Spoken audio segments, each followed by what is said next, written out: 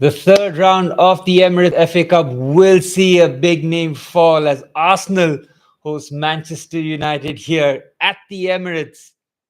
Arsenal in their say no to knife crime white kits here. They debuted pretty much this time in the season. So white kit playing at home and United in blue. Both teams going with their strong starting 11 rather. United making a change in goal here. Bayinder starting instead of Nana. So that really raises the eyebrows as to why your main number one keeper is being subbed off in a big game. This not easy at the Emirates. These two met last month this time. 2-0 for Arsenal, both coming from set pieces. So Manchester United will be wary about Arsenal's threat.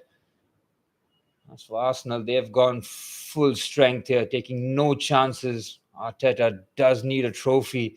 That talk keeps happening throughout the press conferences every time he's asked about it. So this is a big opportunity. They cannot falter here at home against Manchester United, who have struggled but have produced some big performances, especially away from home at the Etihad and recently at Anfield against Liverpool in that 2-2 draw. All in with the chest down to find Alejandro Garnacho. Amad Diallo has been rested for this tie. He's an option coming off the bench. And as for Arsenal, they've gone with Gabriel Jesus as the number 9 by the looks of it, with Kai Havertz maybe playing in that right wing spot. Martinelli on the left. Arsenal being stretched thin in those forward areas. The injury to Saka, Sterling not available. Recently, Ethan Wanyeri picking up muscle injury as well. So Arsenal and Arteta having to shuffle the pack going forward. It's a big game this for Rasmus Højlund. Hasn't really gotten going in the Premier League. Just the 2 goals in the league so far against the bottom teams as well. So he needs a highlight goal. United have struggled with goals going forward. Relied on Lisandro Martinez and Ahmad at Anfield. Pretty much a free hit here for Amorim. Things have not gone well in the league for him. Really no progression in the league table since he's taken over. This is the perfect way for Amorim to endear himself to the Old Trafford crowd by winning a trophy. About 6 months in his time is what Arsenal got with Arteta 5 months into his job, picking up the FA Cup against Frank Lampard's Chelsea in 2020. Here's Lewis Kelly up against Alejandro Garnacho. That'll be a very good battle. 2 young guns from the academy. Manchester United, Garnacho is Argentinian, but did play academy football for Manchester United. Treat them as one of their own. But 3 minutes on the clock. It's Arsenal with the ball. Here's Jorginho. Odegaard. Havertz now on that right-hand side. He's got Jesus and Timber on the overlap. That's good bit of play there. Odegaard just trying to pick the lock. Sandro Martinez reads that easily. Amorim's 3-4-3 now really does looking to start and take shape. He's got a clear preference in terms of the personnel he fits in his system. He's got that back three of De Ligt, Maguire, Lisandro Martinez. There is a bit of a rotation there with Lenny Yoro and Matthias De Ligt. Pivot is now a lot more apparent with Ugarte and Kobe Menu.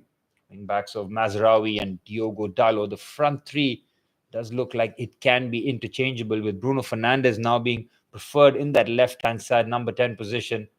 Ama gently takes the right and Rasmus Højlund as the number 10. As for Arsenal, I see a bit of a change in midfield. Declan Rice has not been risked here. So Mikel Moreno and Jorginho tasked as what might look like a double pivot. Odegaard with the clip ball in, easily headed away by De Ligt. And can Manchester United produce yet another big performance back-to-back away from home? Doing so at Anfield is some task, but they'll have to repeat it once again here in the FA Cup. There's no real respite here for the teams. That's a very nice pass there by Odegaard. Timber tries to just scoop that back into play and is straight into the hands of Bayinder.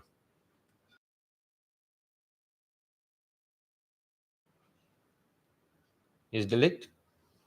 5 minutes on the clock. No real goal-mouth action so far. Manchester United at enemy territory will look to try and just get on that good start, knock the ball around, get the home crowd anxious.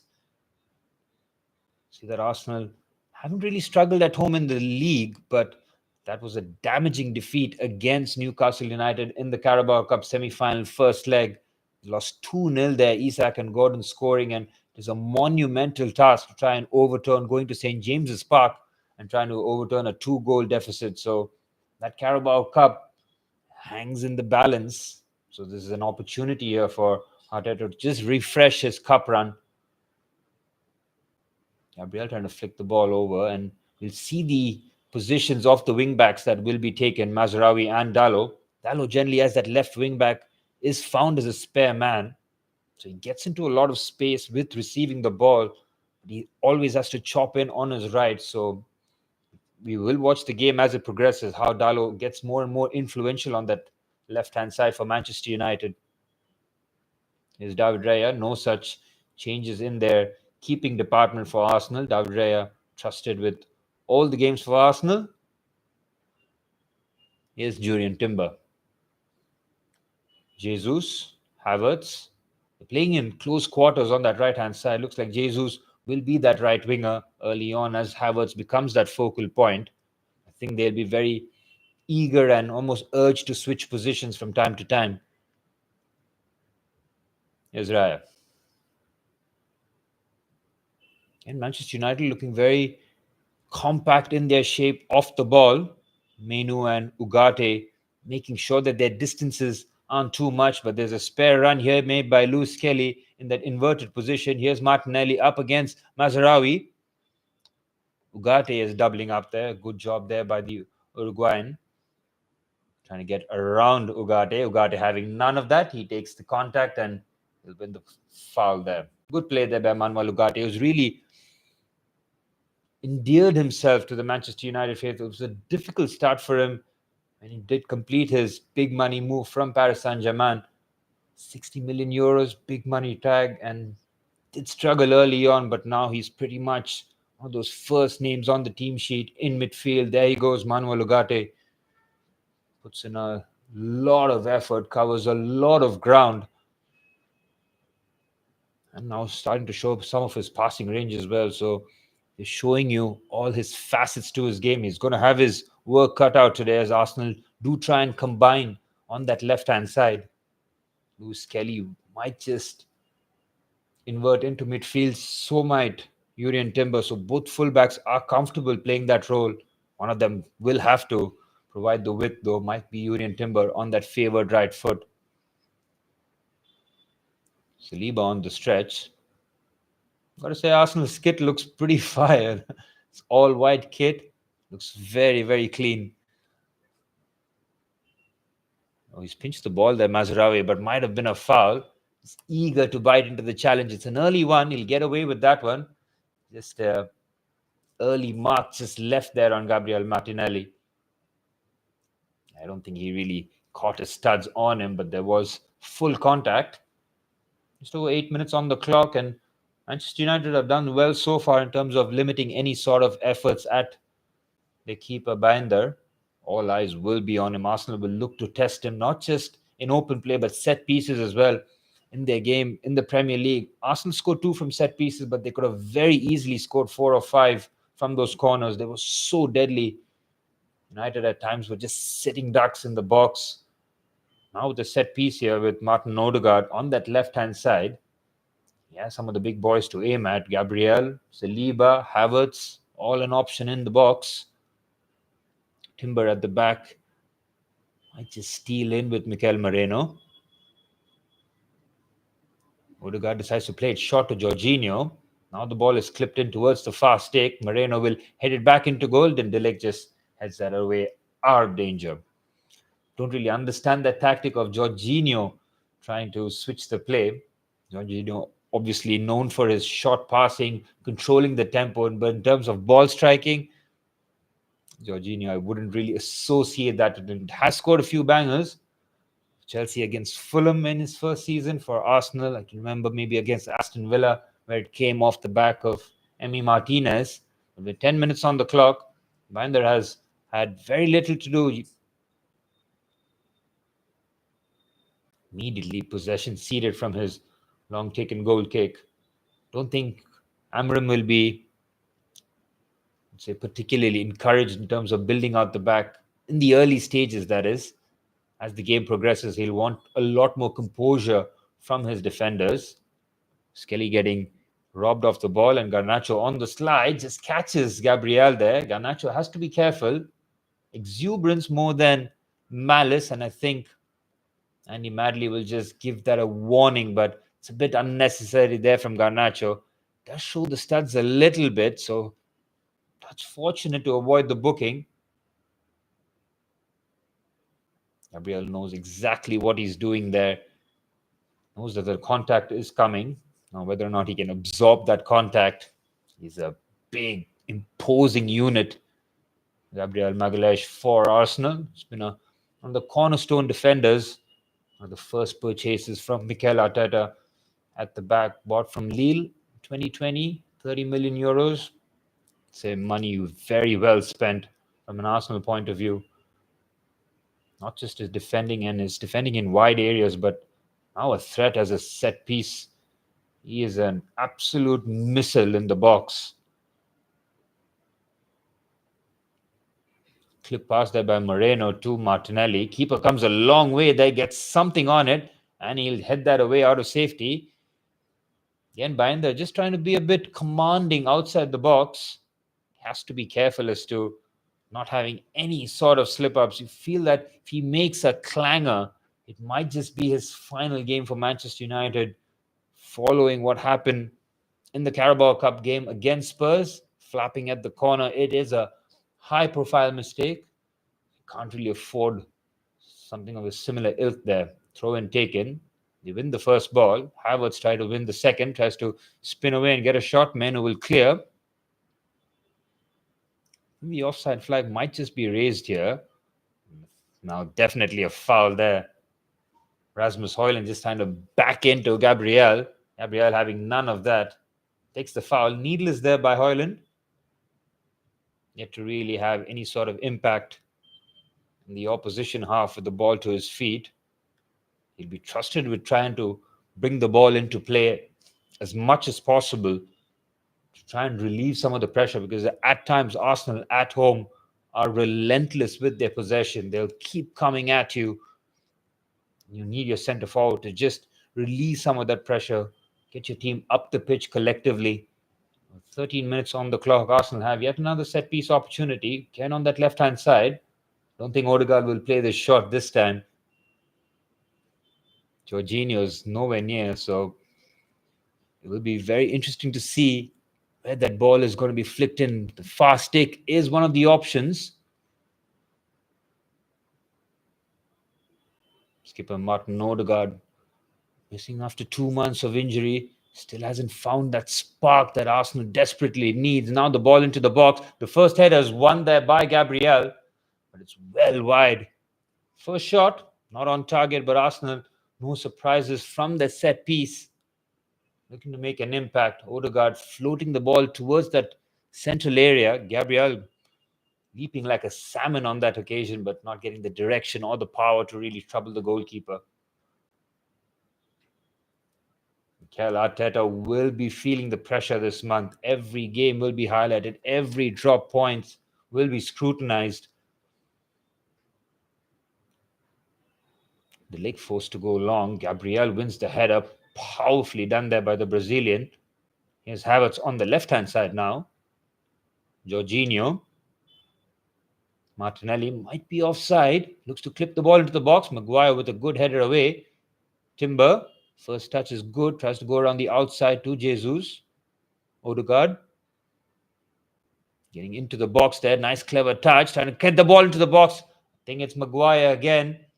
Strong defending here from the England centre half. Here's Timber. Again, there's absolutely no room to cross there. Diogo Dalot very much tucked in. Made sure that Arsenal don't float the ball into the box. Fernandez. Odegaard with a heavy touch. United might get away here. Bruno Fernandez up against Jorginho, two technicians of the game, but not really renowned for their pace. See how long Jorginho does play in that number 6. Expect him to give about 55, 60 minutes for Arsenal. Maybe then Declan Rice might be introduced if the game needs that kind of a profile. Here's Menu.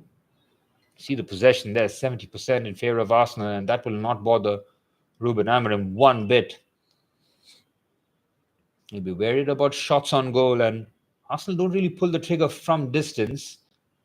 So they'll have to make sure that the cutbacks and the set pieces are taken care of. Martinez under pressure, just toe pokes it here to Dalot, just has a slice at it. That's a nice first touch there by Havertz, but Ugarte cleans up very well. Just senses the danger there. Manuel Ugarte knows that his team is in a bit of a trouble there. Adds that extra body in, mops up the danger. Timber riding the challenge well. Here's Saliba, both Arsenal centre halves in the United half. That's a nice run there by Kai Havertz, and Bayinder gets there first. Bent run there by Kai Havertz on that right-hand side half space. Bayinder does very well to recognize the danger and sweep up. Let's look at whether or not Havertz would have been onside. I think Mazraoui would have played him on. Just over 16 minutes on the clock, and United job done for them so far. Coming to the Emirates, never an easy task. That's a nice pass to Dalot. First time ball with his left foot, but he's offside.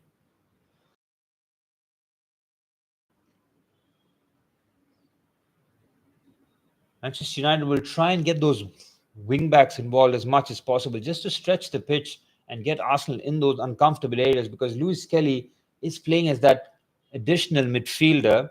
Just that extra body in midfield just gives Arsenal all the more control in that park, in that area of the park, and makes it so much easier for them to control the game. United have to make sure that Menu and Ugarte are not left isolated on that big Emirates pitch. You feel like might get swallowed. Maguire with another commanding header. He's had a lot of interceptions and blocks so far. Here's Timber, heavy touch, but does very well. Here's Jesus, nifty player from Arsenal. Quick combination play. Here's Gabriel Martinelli, and it's 1-0. If he's broken the offside trap, which I think he hasn't. Oh, it's a close call, and the linesman does flag. Now, whether or not the last touch came off the Manchester United defender, we'll wait and see. But Martinelli finishes expertly. But the flag was raised immediately. Mikel Arteta waves his hands in protest there. Arsenal had the ball, and just like that, they just lose it. And then that is brilliant. And Martinelli is offside by a country mile. But the touch there from Harry Maguire keeps him on, but he was offside well before that. They can have no real complaints about that decision.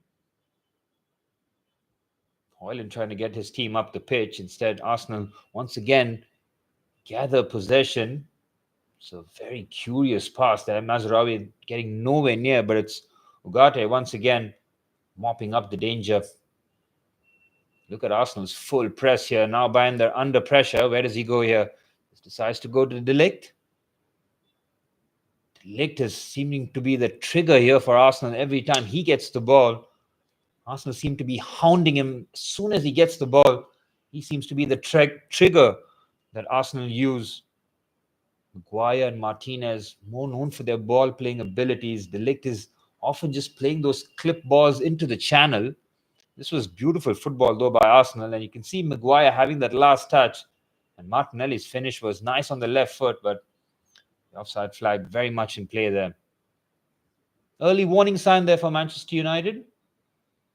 Bayinder yet to make a meaningful save in the game so far. And the longer that goes, the home crowd will get that sense of anxiety spreading across the ground.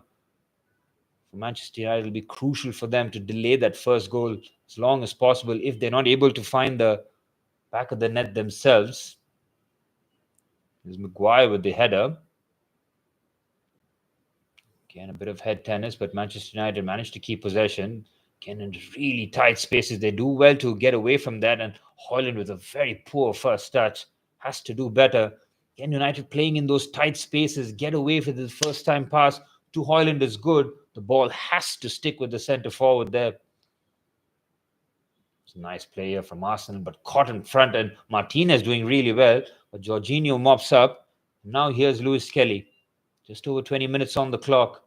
0-0. Remember, there's no extra time here in the FA Cup. I mean, there's no replays, rather. There will be extra time. They have scrapped replays, which is a good thing. They can't really afford more games in the calendar. Saw that Tottenham struggled till the very end to beat the fifth division side, Tamworth. Have to be said that never really heard of them. Tamworth, yeah, they won 3-0 at the end. Got an own goal in the 101st minute. Kulusevski scored 107th minute, and Johnson in the 118th minute. So saves them a bit of an embarrassment, but in normal times, Spurs were really struggling against the fifth division side. So Ange Postecoglou, who fielded a strong enough lineup, yes, he made a few changes, but it will ring alarm bells for him. They have struggled in the league. They did beat Liverpool in the Carabao Cup first leg semi-final at home. 1-0, Lucas Bergwall scoring, but seemed to be such a Jekyll and Hyde team. That's a lovely turn there by Odegaard. The space is opening up. Decides to just clip the ball. Mazraoui comes across. Martinelli forced to take the long route here. Here's Jesus.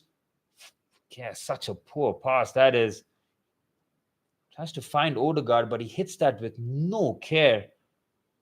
Again, Martinelli seems to be the only outlet for Arsenal in terms of direct pace.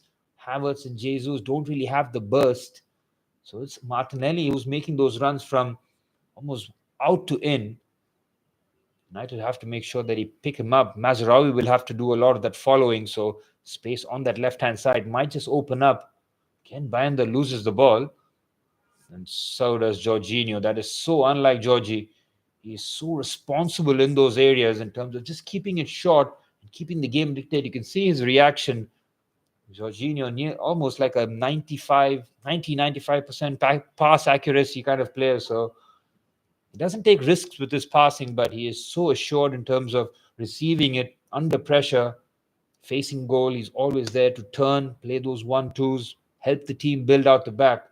You can see that Declan Rice was bought as that number 6, but Arteta has never really been comfortable in this season to play him as that number 6 who dictates the play from deep. He's used Declan Rice as that left-handed side number 8. So it's been a bit of a tinkering there for Arteta. Here's Fernandez. Dalot to Martinez.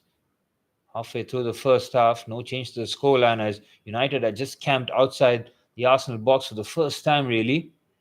Here's Ugarte. Arsenal are so well drilled, though.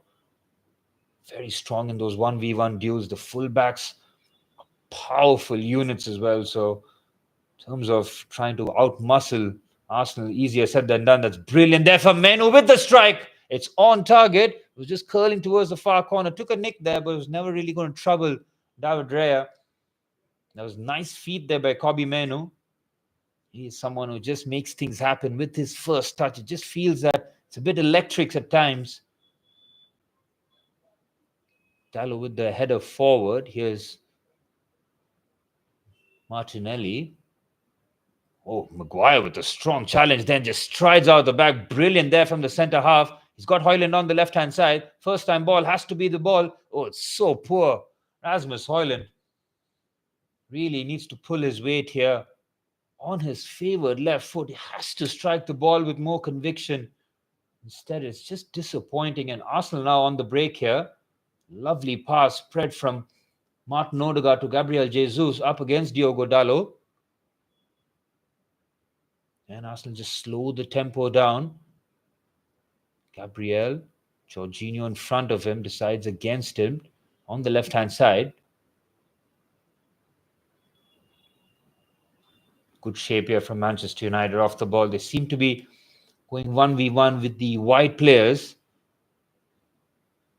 Someone's just keeping a close eye on Kai Havertz. There's not Maguire. You see Martinez and Dalot. Here's Good attempt then. Look at the number of blue shirts behind just swarming the box. The danger still not clear. Ball into the box. Flying headed clearance there by Nuzem Mazraoui. It's a good ball there. Mazraoui is convinced that he felt a push at the back. 25 minutes on the clock. Arsenal threatening from the wide areas. This is a good-looking ball there, just towards the far stick. Very good header there by Mazraoui. It was Gabriel Martinelli, not known for his aerial prowess, trying to trouble from the back stick there. But it's a corner here for Arsenal. And it's an area that Manchester United have struggled under Ruben Amorim. We saw this tactic in the Premier League games where 3 or 4 of the Arsenal players are almost on the side and then they make the run. United don't really pick those players up. And then they have a couple of runners coming in from the center of the box. So Arsenal give you so many headaches in terms of trying to solve from a corner perspective. Got some lethal finishers in the box as well. So Arsenal have enough weapons here, as Dalot Red is getting a bit of a treatment.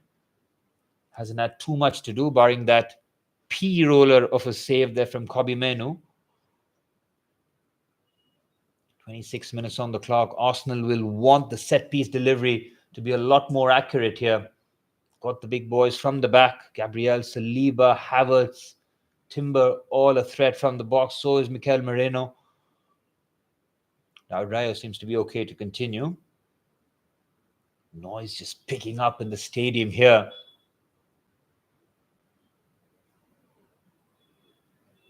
Manchester United defending in front of their home fans. Really does give a bit of a boost in that first half. It's a corner here. Martinelli will take this. Bit of pushing and shoving. Always associated with Arsenal. They play the dark arts absolutely brilliantly. It's got to be said. They do those little fouls, pushes. Very difficult for the referee to spot with so much happening in the box. Fair play if nobody catches you. Try every trick in the book. This is top-level football, competitive edge. It's a huge part of the game. Havertz right on top of the goalkeeper here. It's been a long wait for this corner. Now Martinelli delivers with height and pace. Good defensive header, and United can clear that away with Garnacho. Very poor header, though. It just gets that out of play instead. But Manchester United defending that situation well. It's a quickly taken throw in. Might be a foul there after the ball had gone, but Manchester United play on. Here's Mainoo. Martinez, Ugarte, Mainoo. United looking to play out the back. Good play there by Urian Timber. Just so strong. Manchester United win the last touch. Oh, Timber might be furious. Madly having a bit of a confusion there, but the throw-in is for Arsenal. Rightfully so, the last touch coming off Garnacho there. It is good to see Urian Timber back playing last season. Picked up that ACL injury in the Community Shield game. Ruled him out for the entirety of the season through Arsenal's plan completely out the window. Now playing as that right-sided centre half. He's so comfortable all over the pitch. Really is a top footballer. Mainoo wins the header. I think Jesus has gone down under a bit of a duress there. The first card is coming out. Gabriel Jesus hits the deck. Bit of afters there in the aerial challenge. I think it's Lisandro Martinez who looks bamboozled. He knows what he's done, though. I'm pretty sure he must have just left a bit of an elbow there. Let's have a look here. Oh, he's thrown his elbow. It's high near that chin and neck area. Can't really do that. Jesus goes down holding his knee, so not really sure. There might have been some contact there as well. So Jesus is definitely going to feel the heat there. Brazil versus Argentina. But Sandro Martinez now with the yellow card has to walk the disciplinary tightrope.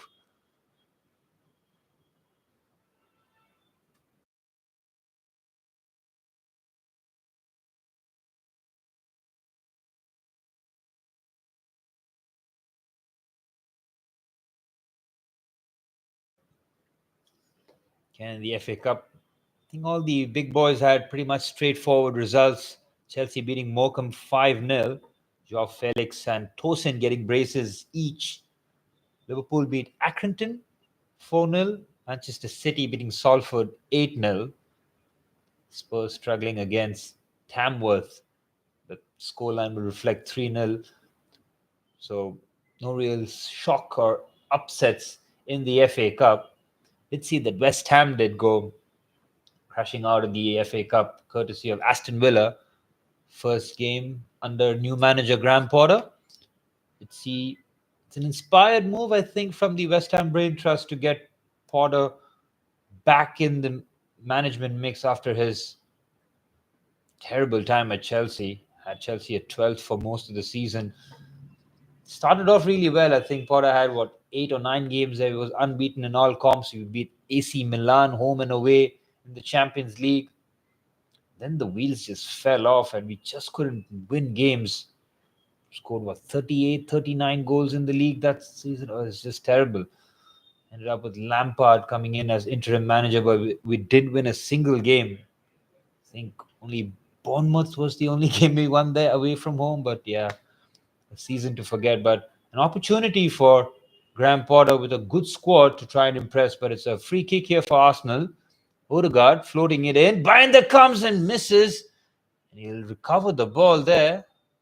Every time the ball just floats into the box, I think United just hold their collective breaths there. So good ball into the box. Again, Arsenal running from an offside to onside position. When the ball is delivered, they're all onside. Keeper does get a bit of protection, so any sort of contact on Bayinder will be pulled up as a foul. Over 30 minutes on the clock, still 0-0 at the Emirates Stadium. Longer this goes on, the anxiety in the stadium will build. Silverware is a massive remit here. At least it's external pressure I would feel from Arsenal. It's Kroenke and KSC. They're not really fussed about Arsenal winning the big prizes. As long as they get the top 4 and that Champions League money flows in, they remain competitive in the cups. They seem to be a happy ownership. They don't really make that big push when they need to. Fernandez with a foul there, surely, but the Waves play on, and then it's a late whistle when Arsenal could have played advantage. Manchester United not really having any impact with the ball. Fernandez, Garnacho in those number 10 positions have barely gotten on the ball. Rasmus Højlund has had no service, and when the ball has been fizzed to him, hasn't really taken care of the ball. Arsenal playing with a lot of confidence, enjoying the time with the ball at the back, just moving it from side to side. Arsenal are not really having that threat, that cutting edge. I think everybody in their fan base would be itching for that top number 9. Easier said than done, trying to get a marquee player in January. It's never really easy to try and break the bank, especially with teams competing for major honours. Newcastle still there in the Carabao Cup. Will they let go of Isak? If they do, what kind of price would that be, considering he was bought for, 65, 70 million a couple of years back? It's a good ball forward. Jesus looks to take that on the chest. It's a nice take, and he might have just beaten the offside trap there. It just gets Arsenal up the pitch there. Brilliant ball there from Raya, and outrageous take there from Gabriel Jesus. Cross comes into the box. Maguire with a good header. Gets good distance and direction on it.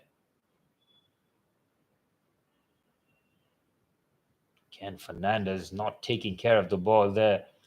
Have to play combination passes in the final third, Manchester United, just to get their attackers a few touches of the ball. Every time they get the ball, it feels a bit rushed. It feels panicked. Also, clear foul there. Ugarte has to be careful. Arsenal played quick, though. They need to get a move on here. Here's Havertz on the right wing here now, trying to do a few step overs. Not really known for this aspect of the game. Here's Odegaard with the overlap from Timber. Cross comes into the fast take. Mazraoui heads.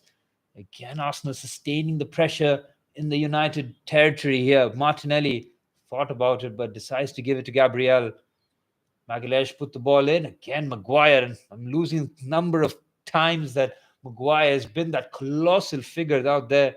Had all the interceptions. And Fernandez The long ball cut across. That's really good fade on it. Gets United up here. Here's Garnacho and needs some support. He's by his lonesome, tries to catch out Raya at the near stick. Never really going to trouble the Spanish keeper.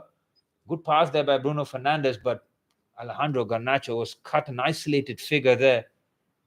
10 minutes left in this first half. 0-0 the scoreline. And that's a very nice pass there. Martinelli tries to get the shot, and it's no surprise. Harry Maguire tracks the run of the Brazilian and makes the block. Commanding performance here from Harry Maguire so far. He's been in the thick of things. Here's Ugarte. Zilic back to Maguire. Here's Lisandro Martinez. Only player to have picked up a yellow card in the first half so far. That elbow on Gabriel Jesus. Now United playing at walking pace for the first time here. They just want to catch their collective breaths. It's been a bit frantic. They've had to cover a lot of spaces and make sure that Arsenal have struggled to really create from open play. Bayinder has not really had too many saves to make. He's cleaned up his box relatively well. Some nice interception there by Jorginho. Arsenal trying to work themselves out of a tricky corner there, but United quickly close the space, then recover the ball. Here's Ugarte. Again, United very relaxed on the ball. These areas, Maguire, Martinez, Menu. He's got a lot of traffic in front of him. The switch is on there from Ugarte. On the right-hand side, here's Mazraoui. Garnacho bent his run to stay onside. Again, forced to come back infield. Good work here from Arsenal off the ball. Giving nothing to Manchester United when they do have possession. Forced to just go sideways. Probe rather than penetrate. That's a nice first touch there by Mazraoui. Might have been a foul. He can carry on here. United are 2-on-3 here. It's Mazraoui. It's Mazraoui with the cutback. Fernandez. Oh, clearly that's a foul. Oh, he's got his arms all over Bruno Fernandez. He cannot believe it, the Portuguese. He was about to pull the trigger. Now, whether or not there was enough contact, but there was definitely hands on the back of him. Fernandez showing that his boot has come off, so it's not just a hand, but he can't really pull it back for a foul now, so he can't really complain. It was outside the box. Fernandez will get a yellow card for dissent, so their misery has been compounded here by Andy Madley. They worked it well on the right-hand side. Bit of luck rather than judgment. Mazraoui with the cutback is good, and that's a clear foul, surely. I mean, he's got something on him there. It's reckless there. Jesus has lost his balance, but it's immaterial as any sort of contact on Fernandez there is a foul. Ugarte is pleading with Fernandez here for something. Now, it's a yellow card for the Manchester United captain. They will feel aggrieved with that decision. Fernandez has to be careful, though, because he's picked up 2 or 3 red cards this season already. And it's a bit of a curious move here on the substitute bench. It is Raheem Sterling that's coming on, who's seen little to no game time as Arsenal's injuries woes continue here. It seems that it is Gabriel Jesus who's might have hyperextended something as he was trying to make the challenge there. He was about to make contact on Bruno Fernandez, but he was wincing in pain before that. So as he was getting into position to try and make the interception, something's tweaked, something's gone there for Gabriel Jesus. The substitution is being made immediately here, and it's Raheem Sterling ready to come on here. Mikel Arteta's attacking options being dwindled here, and you can see Gabriel Jesus immediately going down, puts his hand up. The stretcher is out, and this looks terrible from an Arsenal perspective. Gabriel Jesus, who just started finding his feet in terms of goal-scoring touch, scored a couple against Brentford, against Leicester, and that'll be a massive blow for Mikel Arteta and Arsenal. Gabriel Jesus leaves the field in tears and on a stretcher to a chorus of applause, and it's a real shame here as Gabriel Jesus, you can see, lands on his left foot. The knee seems to have not buckled, but he has felt something and immediately pulled up. Real shame for Arsenal and Gabriel Jesus. His recovery time will be crucial for Arsenal. Surely Arsenal will have to dip into the January market in terms of an attacker. Yeri, Saka, now Jesus, all injured on that right-hand side especially. Kai Havertz now the only recognized centre forward. Raheem Sterling now will have to play a lot more games before Arsenal make any sort of move in the window here. And that injury is just a compounded effect for Arsenal. 40 minutes on the clock, no goals to show for, and Gabriel Jesus injured. This has not gone according to plan here for Mikel Arteta. Here's Timber. Jorginho hasn't been very influential building out the back. I don't think Arsenal have had too much trouble bypassing the United press. Passes like that by Raya is an outlet to Timber. Again going long instead of short there. Gets United towards the halfway line. United 4 minutes away from a very good first half from their perspective. Ruben Amorim will have wanted the game to remain 0-0 for as long as possible. Just get the crowd a bit angsty, just create anxiety, doubt in the minds of the players, and then look to strike on the break. They did so against Manchester City at the Etihad Stadium. They were 1-0 down, about 85 minutes on the clock. Fernandez got a penalty and Amad Diallo scored late. Against Liverpool, they were down 2-1. Diallo scoring with 10 minutes left in the clock. That's a beautiful pass there by Odegaard to Lewis Kelly in midfield now. He's got options. He's played Gabriel Jesus too much on the ball. Martinelli, rather. It's a poor pass there. It's a good run there by Lewis Kelly, though. Well found there by Martin Odegaard, but looked like the last touch has come off Matthijs de Ligt. So it wasn't a poor pass there by Lewis Kelly. Got the weight right on that occasion. It's a corner here, and Nicholas Eover, the set-piece coach, taking the main stage here on the sidelines for Arsenal. 2.5 minutes left in this first half. The third round FA Cup tie at the Emirates Stadium. Arsenal yet to score that goal, not creating from open play. They are so dangerous from set pieces. Haven't got the delivery spot on so far. Will it change here now? Again, there's a lot happening in the box. Andy Madley trying to make some sort of sense here. Saliba behind Bayinder here just to create that nuisance. He'll make that run right in front of Bayinder as soon as the ball will be delivered. Havertz as well right in front. That tall, lanky figure. Easy to look away from. 2 minutes left in this first half. Cross comes into the box. Bayinder does well. It's right on top of him. Again, set-piece delivery. Disappointing from an Arsenal perspective. Manchester United will just slow the game down here.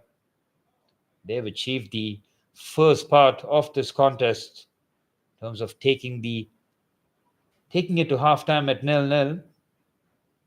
They've done well so far. They've got good defensive ideas and implementation here from Amorim.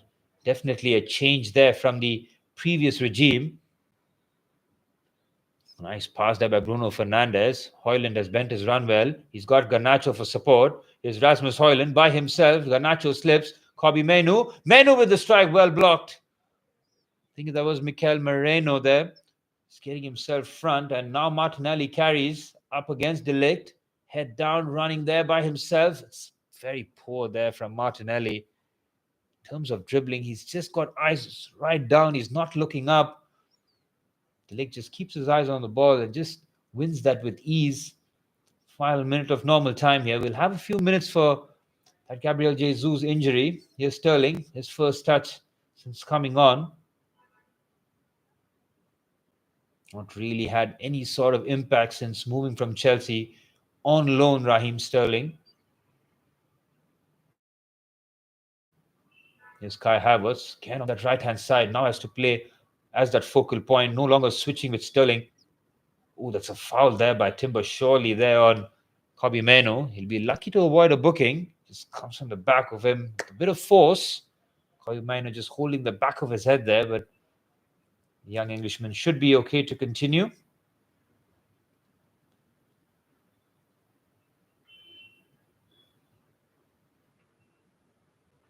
Added on time will be signaled here as 5 minutes of stoppage time. Haven't really seen the Manchester United wingbacks venture far forward. Seen Mazraoui having that cutback. Some nice 1-2 there with Garnacho. But other than that, they have been conservative in their approach. Here's Havertz, gets in front of Fernandez. Ugarte does well, but he seems to have gotten contact of Havertz first. A bit of afters there with Kai Havertz. Clip pass there by Jorginho. Martinelli, once again, the runner. Good play there by Lisandro Martinez.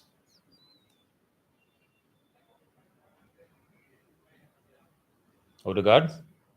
Jorginho, back to Odegaard. Strong challenge there by Lisandro Martinez. On a yellow card, makes the foul. He's got his hands in his head, but I don't think he can have too many complaints considering he's coming from the wrong side.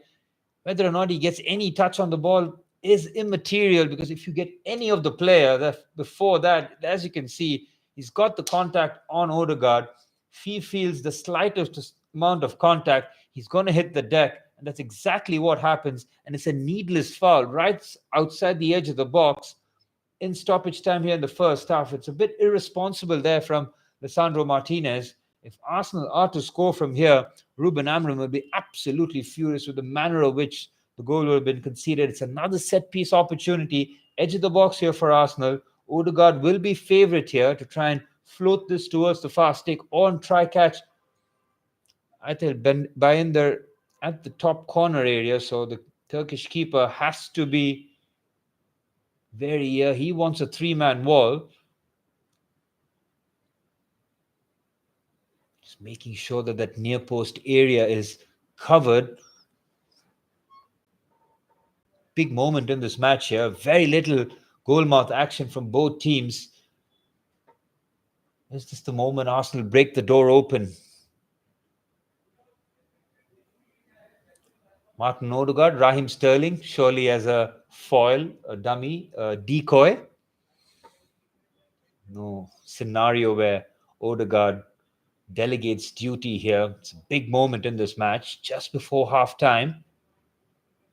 Bayinder with the final adjustment of his gloves. Here's Martin Odegaard here. Emirates hold its collective breath. Odegaard is well over.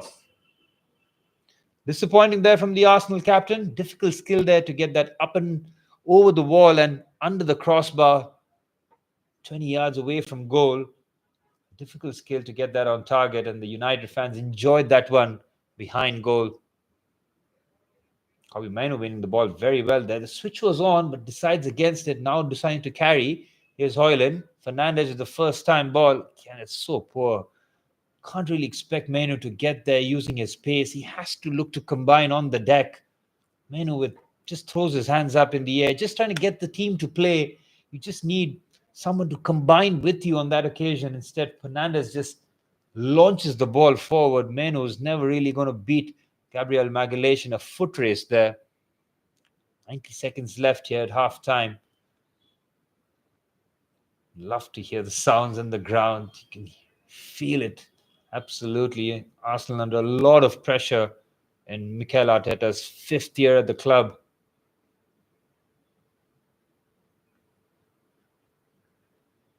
Maguire again, towering header over the top. Brilliant work there. And Garnacho looks to win that duel. And he's up against Jorginho, but he commits the foul. Final minute of stoppage time. Odegaard now has hit the deck. And what Arsenal cannot afford by any means necessary is their skipper leaving the pitch here with any sort of injury. Losing Gabriel Jesus on the stretcher. Odegaard looks okay to continue, and I think Mikel Arteta will just breathe a sigh of relief, but they'll have him checked at the halftime whistle. Got 15 minutes to assess whether or not the skipper is okay to continue. They'll have to make a decision, though, whether or not they risk him for the second half. It really is a nightmare fixture here for Arsenal, trying to get a decent run in the FA Cup towards the latter stages. Instead, it's Manchester United who rock up with nothing really to lose. Ruben Amorim having so much to prove, and he's got statement results away from home. 2-1 win at the Etihad, the 2-2 draw at Anfield. If he can get a result here in the FA Cup at the Emirates, that's three big away grounds, three grounds where it's so difficult to get results. And Amorim would have done that. Here's Mazraoui. Still a long way to go. The halftime whistle is nigh here. Garnacho scoop ball forward to Mazraoui, who might get there, but far too much on the ball. And the referee blows the halftime whistle. 0-0 here in the Emirates FA Cup. Third round clash here between Manchester United and Arsenal. No real attacking threat from both teams. Arsenal have had more of the ball, but have struggled to create clear-cut opportunities. Manchester United with just a solitary attempt on target, courtesy of Kobbie Mainoo. Bruno Fernandez in the ear of Andy Madley. He was convinced that he should have had a free kick right at the edge of the box. And in that incident, Gabriel Jesus seems to have picked up a major injury. He left the ground in a stretcher. And Arsenal at the halftime whistle is at 0-0 with Gabriel Jesus' injury. They have to shake that off and come out in the second half with all to play for here. It's halftime here at the Emirates Stadium. It's Arsenal 0, Manchester United 0.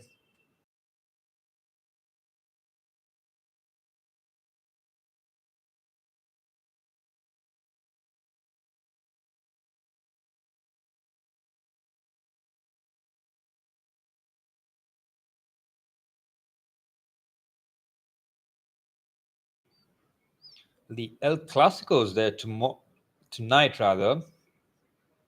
12:30 India time. Real Madrid versus Barcelona in the Spanish Super Cup final. Game that I will not be able to watch. It is taking place in Jeddah. Seen a lot more of these games happening overseas. Having to make the travel to Saudi Arabia, not easy, but it is a way of promoting the game in the Middle East. Saudi winning the bid for the 2030 World Cup after the United States. You'll see a lot more games happening in Saudi Arabia.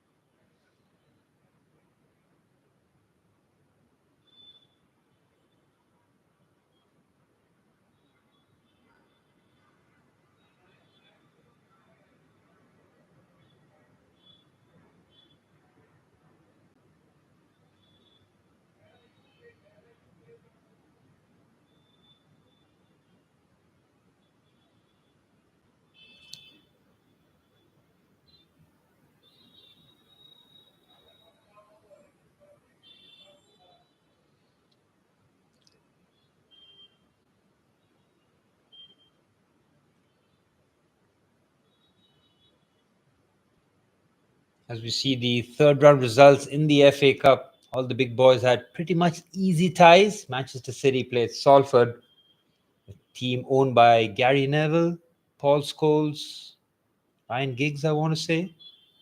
Basically, the class of 92, they got their pants pulled down at the Emirates Stadium. See that Manchester City and Pep Guardiola have made the decision to let go of Kyle Walker. He seems to be well, ushered out of the club after what looked like 7 or 8 years of outstanding service. Yes, the last couple of years was difficult for Kyle Walker as soon as he lost that burst of recovery pace. Since then, his defending has come into question and really has struggled. So Manchester City,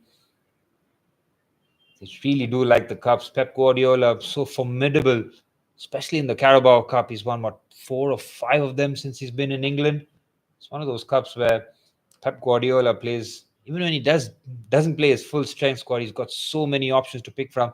This season, he's got a lot more youngsters, McAtee and I don't remember the striker's name, who's just come off recently with Julian Arvida has now been sold to Atletico Madrid. City having to use their academy a lot more. That 8-0 drubbing against Salford was it's good for Gary Neville and co in terms of revenue broadcast, but in terms of result, it was a heavy defeat. And I think the coach after this said that if you offered him 8-0, he would have taken it. So, bit of a defeatist attitude, but when you get a tie up against Manchester City at the Etihad Stadium, the scoreline could be anything really. All depends on City's mood and how clinical they are in front of goal. Even when they arrested they did play a strong team. We saw Savio and Doku, Nunez, Grealish, had enough quality to play against. Are they the seventh division team?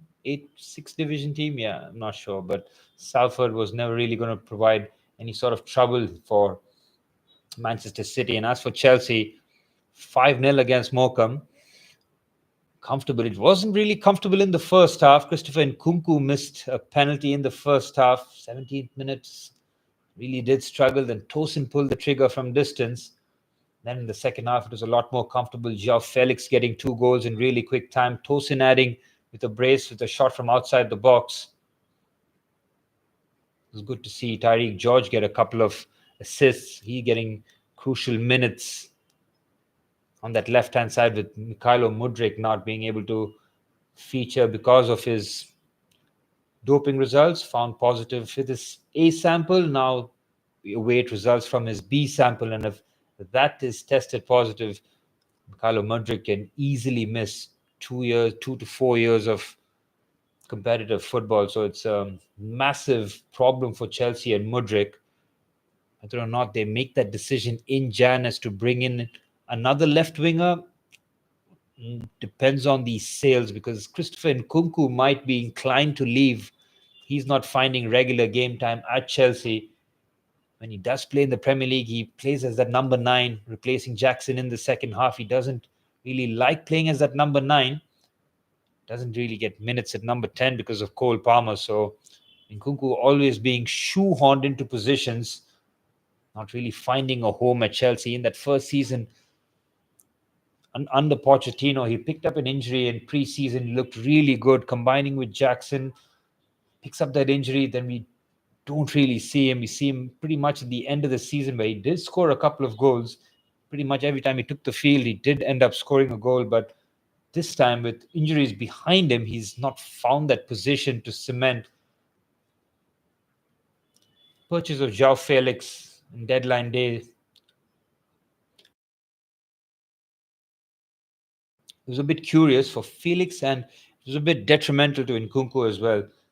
Chelsea were looking for a box striker and maybe Jean Duran or Samu Amarodion, who went on to Porto. So it was a profile that Chelsea were looking for, a big box presence in terms of a powerful striker, now being linked with Liam Delap from Ipswich. So it is, I think Chelsea did miss a trick in the summer window for sure.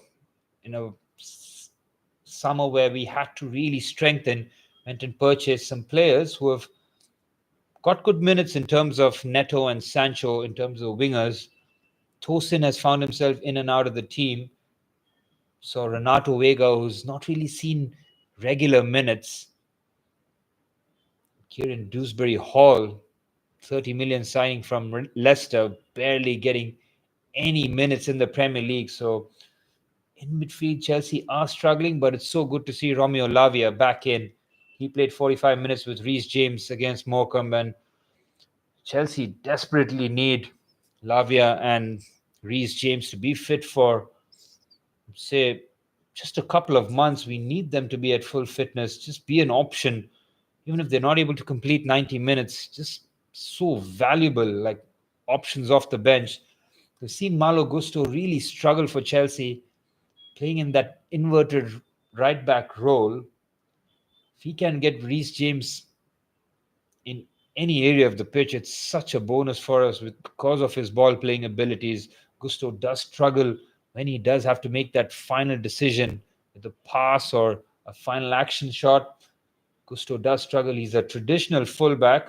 He's a really good one. An outstanding season last season. But this season he has struggled and he's just learning that position.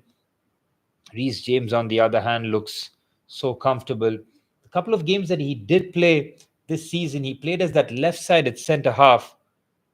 Remember, against Newcastle, he was outstanding. Reece James, huge part, some big goal line clearances, great quality, showing his press resistance without the ball. It was an outstanding performance, but I think from there, we haven't seen Reece James whatsoever. So him getting 45 minutes against Morecambe was good. Get that battery going, get that engine motoring for him.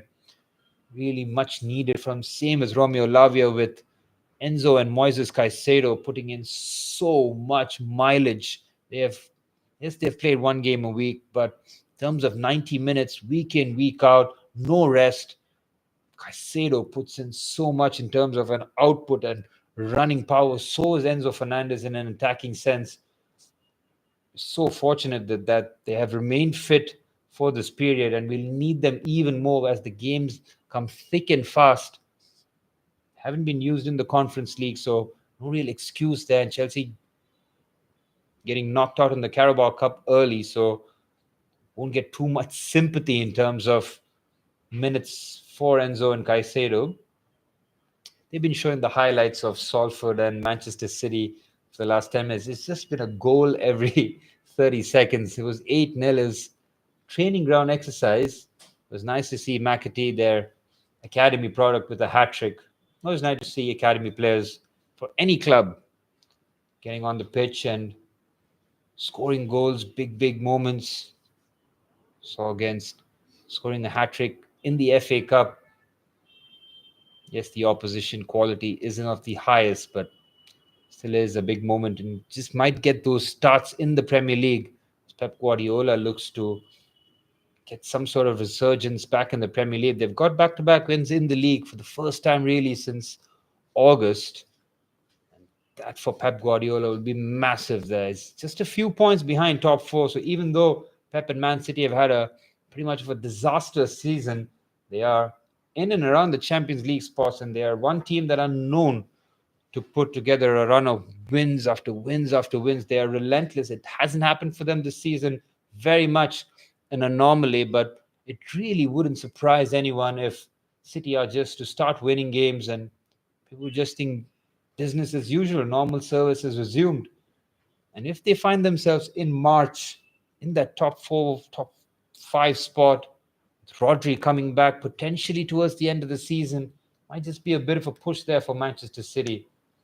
Never really discount them. They've got enough quality. They've got enough on the bench. Won't find a single sympathetic ear towards Manchester City if they have injury problems or anything of that sort. But we're almost ready for the start of the second half for this third round clash between Arsenal and Manchester United. Arsenal yet to really trouble Bayinder in goal. That has to change in the second half if they are to progress. United will keep their shape. I don't think they can expect any halftime changes. He can bring on Amad Diallo as that insurance in terms of attacking spark if needed. Lenny Yoro can come off the bench as a defensive capacity. They've got Casemiro. Don't think Ruben Amorim does trust Casemiro in this situation, but he is an option. Joshua Zirkzee also an attacking substitution option for Ruben Amorim. As for Arsenal and Arteta, with the Gabriel Jesus injury, now are stretched even thinner when they dip into their bench. Don't think Kai Havertz can be afforded any sort of rest here. He's the only real centre forward now fit at the club, so he'll fully expect to play 90 minutes. So will Gabriel Martinelli. So it does put a bit of spanner in the works for their weekend preparations for Arsenal and Arteta. That will be a key thing to see whether or not at some point Arteta will have to dip into his bench. We'll have a look as to his options. He's got Kivior, Tierney, Zinchenko, Declan Rice, Thomas Partey. He's got Leandro Trossard, who's very much a viable option off the bench. As for Manchester United, Joshua Zirkzee, Anthony, Ahmad, Ericsson, Casemiro, Lenny Yoro, Tyrell Malacia, enough options for Ruben Amorim in the second half. There's going to be midweek fixtures in the Premier League. Brentford's got Manchester City. Chelsea play Bournemouth. That is going to be a very, very tricky encounter. I will be stressed for that game. Andoni Iraola has created so many problems for Chelsea every time he comes up against us. Nottingham Forest are playing Liverpool. That is a monumental clash. I don't think too many people would be saying that in January, where Liverpool take on Nottingham Forest. Big opportunity there, because Forest are the only team to beat Liverpool at Anfield in the Premier League this season. That 1-0 win early on in the season, Callum Hudson-Odoi scoring that goal. And now Nuno has got his base all loaded up to take on Liverpool in first position at home under the lights. That is going to be such a difficult game for Liverpool. All eyes will be on that clash.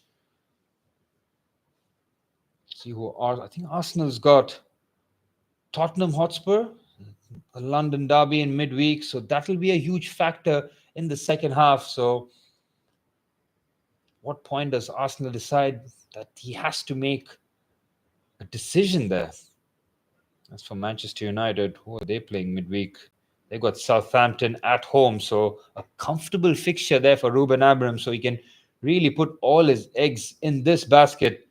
Just focus on the next 45 minutes. It could be a massive 45 minutes in the context of the season. Yes, it's just a third round FA Cup clash, but for both teams, there are massive implications riding on this 45 minutes. We're all but set here as Arsenal in their white kick things off from right to left. All the pressure will be the team in white here. And Manchester United will just look to have a few gamesmanship, a few moves here to be a bit street smart, trying to rattle Arsenal here. 45 minutes on the clock.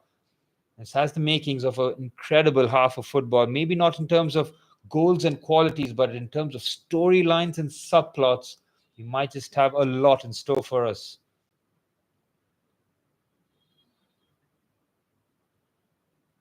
Jurrien Timber didn't venture too far forward in that first half. Sterling with the ball, Havertz with the flick on, and De Ligt will clear that away. Again, that Gabriel Jesus injury would have been a massive blow for Arteta. Considering Saka, Wanyeri, all on the injury list, really couldn't afford anyone who can play on that right-hand side to be injured. Scott Trossard as an option, but Sterling will have to shoulder a lot more minutes now going forward. Seen very little time in the first team, Raheem Sterling. Here's Moreno. Didn't really have much of an impact with the ball at his feet in the first half. Had a few nice interceptions. Jorginho gives the ball away. It's the second time we've seen Georgie lose the ball. United trying to break quickly, but balls like that really won't help Rasmus Højlund, who has his task cut out here up against Gabriel and Saliba. You ask any centre forward which two centre backs that you least likely want to play against, I think a lot of them will pick a combination of Saliba and Gabriel. In terms of all facets, pace, power, defensive acumen, goal scoring abilities, they do have the lot, but they have been conceding an unnatural amount of goals. I think Arsenal built with that defensive solidity. They've got Declan Rice, Thomas Partey, these defensive-minded players to supplement these excellent defenders. That defensive security really does help them. They have struggled to get Calafiori regular minutes on that left-hand side. Calafiori and Takehiro Tomiyasu, both defenders from Bologna, really struggling with injuries since they moved to the club.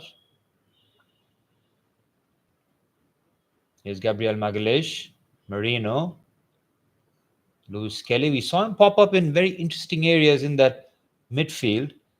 Oh, it's a loose giveaway here. United can break. Here's Højlund. He's waiting for support. Menu takes over. Ugarte. Look how quickly Arsenal get back into their shape there. As soon as the ball was lost, see a few challenges just snapping in. Yes, Bayinder will be very relieved of that no incidents first half. Here's Sterling, Odegaard, Timber, Jorginho. Arsenal patient. Gabriel trying to go around the outside, decides against it maybe. And look at the number of doubling up there. Oh, that might be a foul there. Needless there from Diogo Dalot. Don't know why he's found himself on that right-hand side, considering he's a left-hand-sided wing-back. He lunges into Lewis Kelly there. It's a yellow card for the Portuguese. Such a poor challenge. Really don't know what he was thinking about there. The ball had gone away from him. Oh, it's a nasty challenge there on Lewis Kelly. It's a free kick. Edge of the box on the corner side. United are just starting to concede a few set-piece opportunities here for Arsenal. They're just starting to trot up. They've dealt with the first few early on very well. All eyes, the cameras, every time it just pans on to Bayinder. The decision so far by Ruben Amorim to switch his keeper has paid off here. Having two keepers challenge each other is always a good sign. Yes, you have a clear number one and a number two, but if your number two is absolutely useless and you can't really use him, your first team goalkeeper, your first choice keeper, knows it's a comfy ride. One competition in every spot, including goalkeeper. Nearly 5 minutes into the second half, there are opportunities for cutbacks or just this ball just fizzed in with real power here from the boot of Gabriel Martinelli. He floats it instead. Good header, Maguire. How many times have we said that? Brilliant from Harry Maguire. He's been a rock defensively. Really has been a magnet towards anything that's been into the box. He's been the first man to meet a full-blooded challenge. Ruben Amorim was very happy to extend that player option that Harry Maguire exercised in January. That 1 year player option. Said that he is very happy with how Maguire is just slotted in seamlessly after being reduced to a bench role under Erik ten Hag after being stripped off the captaincy. So fair play to Maguire in terms of how he's bounced back with all the criticism that he's taken, constant abuse, almost a figure of incompetence they used him. Like every time something happened to Manchester United, he was an easy target. He was a soft target. Yes, he made plenty of mistakes. Let's not beat around the bush there. There were some terrible moments. But it seems that every time a lot of defenders got away with that one. There's a bit of a slip there. And Garnacho can run here. Magalhaes completely out of position. Goes for the cutback. Fernandez buries it. And just like that, Manchester United steal the lead. It was a slip there by Gabriel Magalhaes on the left-hand side. Garnacho picked up the ball, drove towards the box. The ball across goal is good. And Bruno Fernandez, with the first-time effort, lashes it past David Raya. And look at the elation on the Manchester United players. This is a proper smash and grab. And it's Bruno Fernandez, the skipper, with a massive goal here. And it's up to Arsenal now to respond here. Nearly 40 minutes, a long chunk of the game still to be played. But Manchester United would find themselves in such an advantageous position here. It was a long ball forward there by Maguire with the diagonal. Such a casual header by Gabriel Magalhaes and the slip. And now it's Garnacho in the box. Picks the right pass to Bruno Fernandez. David Raya does not move. He is helpless as he sees the ball fizzes past him. And it's Bruno Fernandez who gives Manchester United the lead at enemy territory.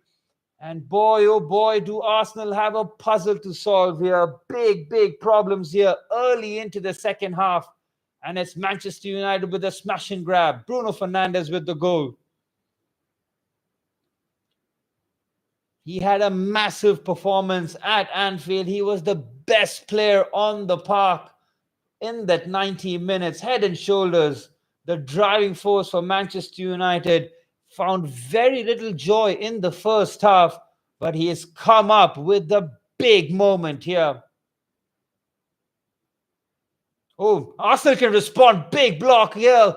Again, it's Maguire. What a block that is. Mikel Merino found himself in a bit of space there. Big challenge there by Maguire. Here's Martinelli.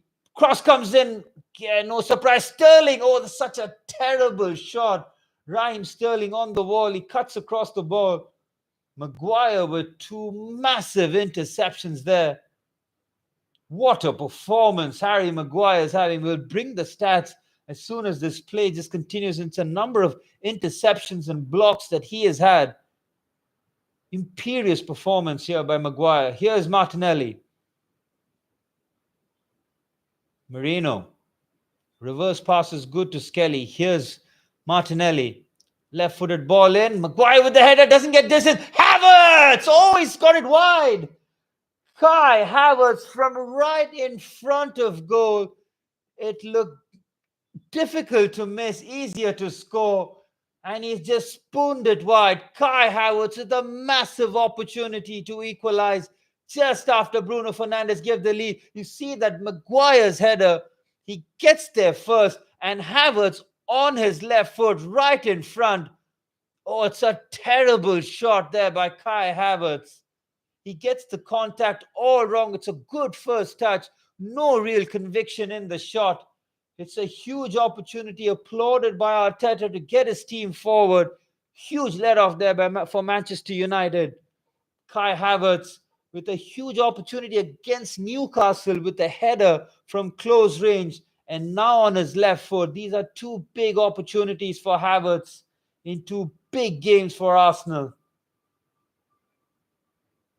It's all happening here after a very quiet first half. The game has just bursted into life. The away stand is going to be all in arms here. They will sing at their loudest for the next 35 minutes plus stoppage time that's still to be played. Bruno Fernandez, the skipper, giving Manchester United the lead 5 minutes into the second half.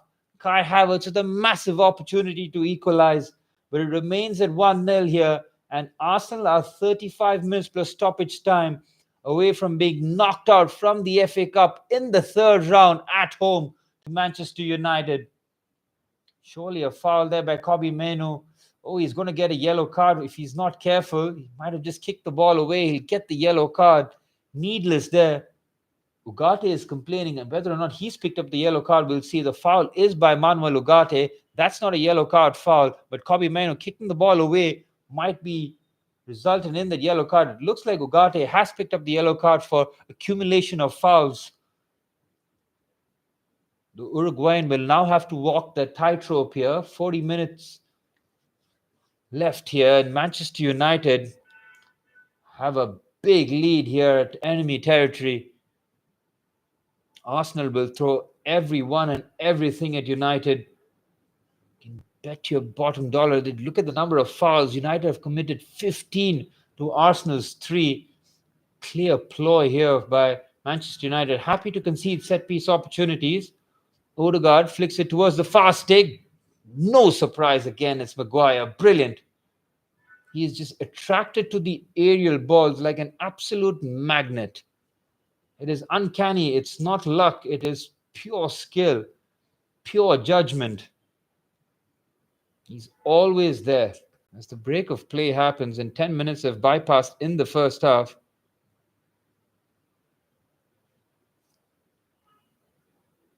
Just have a look at Maguire's stats here.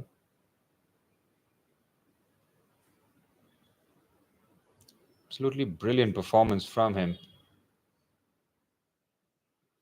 He's got 83% pass accuracy. We'll just see his defensive duels here. He's got 3 blocks, 8 clearances, 7 headed clearances, 2 recoveries. He's won 3 out of his 3 ground duels. He's won 2 out of his 2 aerial duels. Hasn't committed a foul. I mean, this is vintage stuff here by Harry Maguire when the world is watching at the Emirates Stadium in an FA Cup tie. Yes, it's the third round, but against Arsenal, it's always a big game. The history that the two clubs have. Here's Saliba. At what point does Arteta dip into his bench here. He'll want to have rested Declan Rice and Thomas Partey for the North London derby.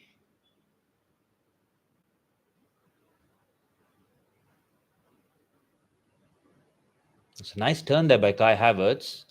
Looking to just ease past. Here's Sterling. Marino just behind him. Odegaard, good block. Maguire again. Harry Maguire with yet another block to his resume. What a fine game he's had here. And Rasmus Højlund has backed into Saliba, hit the deck. His play will continue. United can attack. Here's Mazraoui on the left-hand side. He's got Højlund for company. Garnacho with the cutback. It doesn't have the legs on it to find the centre forward here. Arsenal once again caught cold at the back. It looked like Saliba was holding his face. Rasmus Højlund just backing into him. Yes, it's an elbow there on the jaw. The referee waved play on. Oh, yeah, it's a clear foul. If Manchester United were to do something in that attack, I'm pretty sure that play would have waved on. It's a difficult one for the referee considering the angle that he was in. Difficult to see that as the game was moving really quickly. And just like that, Manchester United were breaking. Garnacho's pass to Bruno Fernandez was perfect. This one needed to be perfect because Højlund was sandwiched between two defenders. Manchester United fans are absolutely pumped there as William Saliba is being administered a bit of patching up there on his jaw or his nose as Manchester United win their first corner, having scored early in the second half. An opportunity from the set piece. Fernandez with the ball into the box. Oh, what an opportunity there. The foul has been given. It looked like it hit the crossbar there. David Raya was sandwiched. Clear foul there on the Spanish keeper. Diogo Dalot looking like the guilty party on that occasion. Again, so much happening in the box. He did well to palm that away. You can see Dalot with no real eyes on the ball, just hauling Gabriel down there right in front of Andy Madley. Wasn't going to miss that as we head towards the final 30 minutes. As Saliba has got a bloody lip here from that Rasmus Højlund elbow. He's given a bit of a thumbs up there, but if you know any competitive player, you can fully expect him to give a bit of a receipt back to Højlund at some point during the game. It will be innocuous. It won't be obvious, but you'll be very, very certain that he'll leave something on Højlund for sure. Oh, what a foul that is. Dalot has to be careful. On a yellow card, he slid in there. This is such low IQ play here from Diogo Dalot. 60 minutes on the clock. He'll be ushered out of play. He'll have nobody but himself to blame here. Why he's going down. Yes, it might be a dive, but you've given the referee a decision to make. When you know you're on a yellow card, you cannot go sliding in there, especially when there's no jeopardy. There's absolutely a yellow card right in front of the bench, right in front of the referee. This is so poor from Diogo Dalot. He gets none of the ball. Maybe his trailing leg catches the ball, but you're never going to get the decision there. Mikel Arteta was convinced, and in a matter of seconds, that second yellow card has changed the complexion of the game completely. I think Amarim has picked up a yellow card on the bench, and Diogo Dalot, with a moment of insanity. You're 1-0 up, you're trying to defend the lead, and you go and do that. He will be furious. He's made a change. He's going to make a change with Amad Diallo coming on. It's proactive play then. Arsenal well within their rights to take it quickly. Madley has lost the plot here. This will infuriate the Arsenal fans. It's all happening here, but it's an incentive for Arsenal to push forward here with the man advantage.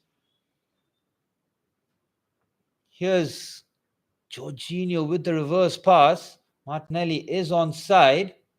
Manchester United will have to defend now. Bayinder gets a glove on it. They managed to clear. Gabriel makes it 1-1. And from that set-piece situation, it's Gabriel Magalhaes with that left foot. Might have taken a deflection. Wrong foot Bayinder. And soon after, Manchester United get the red card to Diogo Dalot. Their misery is compounded with the Brazilian centre-half drawing Arsenal level.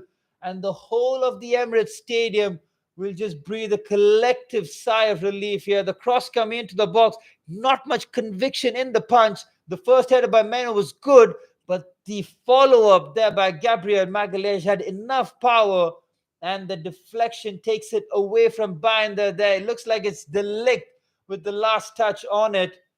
And Manchester United were looking like a bit comfortable heading into the final 30 minutes, have seen their game completely flip on its head. Diogo Dalot's red card and Gabriel Magalhaes scoring very soon after. And look at the relief on Mikel Arteta with all of the momentum now on Arsenal's side. They have completely flipped the game on its head, and it's Manchester United now will be under the cosh here. Incredible how quickly things change in football. A dry first half has all but burst into action, burst into life here. An incredible game of football. Suddenly, Manchester United are under all sorts of pressure here. Ruben Amorim must be wondering what went up here. It was looking good. We have the lead. How have we messed it up? Is what Ruben Amorim must be thinking. I cannot imagine the dressing down that Diogo Dalot is going to get in native Portuguese as well after the full-time whistle, regardless of the result. If Manchester United manage to win this by some means necessary, Diogo Dalot will get it. And if they are to lose from this, Diogo Dalot will have to take a lot of the blame, considering he is an experienced player in this Manchester United lineup. To do that after being booked early on, Mikel Arteta has also picked up a yellow card. Seen Ugarte, you've seen Lisandro Martinez. They have yellow cards as well. So United have to keep their heads here. What a lifeline that was for Arsenal. I think Mikel Arteta would have felt the whole world just closing in on him when Bruno Fernandez hit that one. And he's got a lifeline now. All the momentum here. Man advantage. Sterling trying to go around the outside of Mazraoui does really well there. Sterling with the base of acceleration. Cutback is good. Skelly. Havertz. Oh my goodness. I think that was Moreno. It's a terrible effort. It's on his weaker right foot. It's just a slice at it. But that's Raheem Sterling just rolling back the years there, skinning Mazraoui into the box. The cutback was good. Timber getting something on it. And then Moreno just slicing that on his right foot. Oh, it might have taken a clear nick there of Lisandro Martinez, and it's a corner here for Manchester United to defend. What a change this has been in the 10 minutes since. Corner kick opportunity now. Odegaard with the ball in. Good depth on it. They've managed to clear. Garnacho will hack that away. And Manchester United can breathe easy here, but Arsenal will come time and time again. They will be relentless here. Massive 30-odd minutes left for Manchester United. If they are to survive the 90 minutes, there will be extra time to defend with 10 men. So for them to get out of Arsenal and the Emirates with any sort of result here will be commendable. Here's Martinelli given away, and Ugarte has won the ball here. He'll have to do a lot of that for the rest of this match. He's done well to shepherd that out of play. They've done very well. Højlund managing to keep the ball. He can switch the play to Lisandro Martinez on the left-hand side. Manchester United, for the first time really after Diogo Dalot's red card, trying to have a period of sustained possession on the left-hand side now. Saw that as soon as Dalot had picked up the red card, Ruben Amorim made the change, and it wasn't a defensive one. He got Amad Diallo to come on. So an attacking move, but he might just play as that wing back, as an attacking wing back. So United will keep their shape.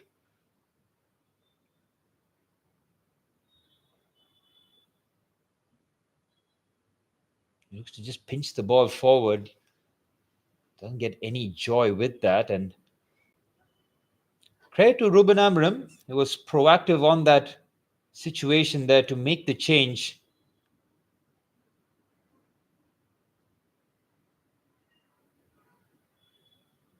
Here's Lewis Kelly. He's had a solid game at left back.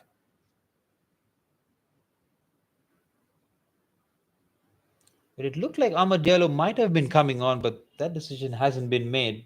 Might have been definitely an oversight from my direction. But here's Sterling, wriggling and turning. Looked like he was having a word with Amad Diallo, but I think once that goal went in, the game plan changed there from Ruben Amorim. Mazraoui will play as that left-sided wing-back, and on the right-hand side, we'll just wait and see. Might be Garnacho. Here's Sterling. Here's Kai Havertz trying to get around Harry Maguire. Might have just pointed to the spot here. He has. It did not look like a foul, and the game has just flipped. Harry Maguire cannot believe it. This will certainly go to VAR. It's a penalty here. It looked like Harry Maguire just got in front of Kai Havertz. Havertz tumbled on the ground. Harry Maguire cannot believe it. He is livid. Once again, it's Sterling who just picked the ball and just ran into the box, laid it off. But Maguire's put his arm across Havertz here. Oh, that's very little for a penalty. Let's have a look again. Is there any connection on his foot? There's nothing with his foot. He just leant into him, and Manchester United are incensed here. Kai Havertz will get all of the blame. Harry Maguire has lost his head. Completely lost his head. He was having a colossal performance up until then. Didn't look like anything was wrong. And you look at that, he is giving Kai Havertz an absolute earful. And Maguire has to be careful. He'll pick up a booking for this. You see, he's having a word. Ugarte was up against Kai Havertz. Manchester United were absolutely fuming with the German here. Havertz hit the deck. Now, the penalty seems to have stood here, and a lot of afters happened. Ugarte and Havertz went head to head, so everything happened here. Harry Maguire cannot believe it. Ugarte on a yellow card as well. If he is to make that foul, it looks like the game is just unraveling here for Manchester United. Incredible decision, incredible fallout. The penalty stands. The decision hasn't been overturned. Manuel Ugarte has looked like he had picked up the yellow card for a challenge. It looked like it was Kobbie Mainoo who had kicked the ball away. The card remains in his pocket here. The penalty stands, and Arsenal have an opportunity from the spot after being a goal down. Martin Odegaard has an opportunity from the spot to overturn the deficit. Bruno Fernandez, the Manchester United skipper, give Manchester United the lead. Can the Arsenal skipper do the same here? Big moment in this match. Bayinder, can he be a hero, or will it be Martin Odegaard who slots Arsenal to a 2-1 lead here? It's Odegaard up against Bayinder. Manchester United down to 10 men. It's Martin Odegaard, and Bayinder gets there with the save. Wow, incredible there from the Turkish international. He guesses the right way and he makes a good save. Look what it means to Bayinder. A horror moment against Tottenham in the Carabao Cup. He keeps Ruben Amorim's faith of getting the reward of playing this massive game. He guesses the right way. It was going into the corner, but the height nor the pace was going to trouble Bayinder. All he had to do was guess right, which he did. Full credit to the Turkish keeper. And Martin Odegaard squanders a massive opportunity to make it 2-1. And Manchester United will feel a huge lifeline has been handed back to them. It's all happening here in the second half here at the Emirates. 0-0 at halftime. Manchester United took the lead in the second half. United getting a red card for Diogo Dalot with a second yellow card. Arsenal scoring soon after, then getting a penalty, which Martin Odegaard couldn't slot past. And it's 1-1 here as Mikel Arteta has made the substitution. Mikel Merino comes off for Declan Rice. Harry Maguire was incensed at Kai Havertz for the way he fell down for the concession of the penalty. He had words with the German, and we had mentioned about the afters with William Saliba and Rasmus Højlund after that elbow. He can be sure that Harry Maguire will have a few things up his sleeve up against Kai Havertz, especially in those aerial duels, when the opportunity to come and clatter on the German, it will be there. Oh, nice challenge there by Jorginho on the slide. Tackles are flying in here. The game has got real spice now about it. Fantastic game here. Now on the right-hand side, Havertz peeling away. Havertz has picked up a yellow card for all that kerfuffle that happened after the concession of the penalty. Garnacho has to be careful. He's picked up a booking. I'll just have to look as to a lot of yellow cards have been brandished here. No changes made by Manchester United post the red card. Arsenal had to make a first half 4 substitution with Gabriel Jesus coming off for that injury and Raheem Sterling coming on. Now Mikel Merino's exit means that Declan Rice, his introduction to the pitch in that left-hand side number 8 role will be crucial. Gabriel has picked up a yellow card. So has Bruno Fernandez, Kobbie Mainoo, Sandro Martinez, Harry Maguire. Doesn't look like Ugarte has picked up a yellow card. So my read there in the first half was right on that occasion. That's why you see that Ugarte has gone flying into a few challenges. And he had a bit of afters with Kai Havertz. Here's Sterling. Odegaard. Switch of play is on. Martinelli on that left-hand side. Garnacho now playing as a wing-back. Here's Lewis Kelly. He is onside. Goes back to Martinelli. Need to play that 1-2 with Jorginho, who seems to will last the 90 minutes. That game at the North London derby coming in very soon. They'll want Thomas Partey and Declan Rice to be fit and ready for that game. Ange Postecoglou also playing a strong starting 11 against Tamworth in the FA Cup third round. I suppose winning that game 3-0 after was 0-0 after 90 minutes. Ange Postecoglou really struggling against the 5th division side. Here's Sterling. Odegaard. Clip pass into the box. Declan Rice. What a save by Bayinder. Declan Rice nearly making an immediate impact. And it was Martin Odegaard's clip pass looking to make amends after his penalty miss. Right on the money here.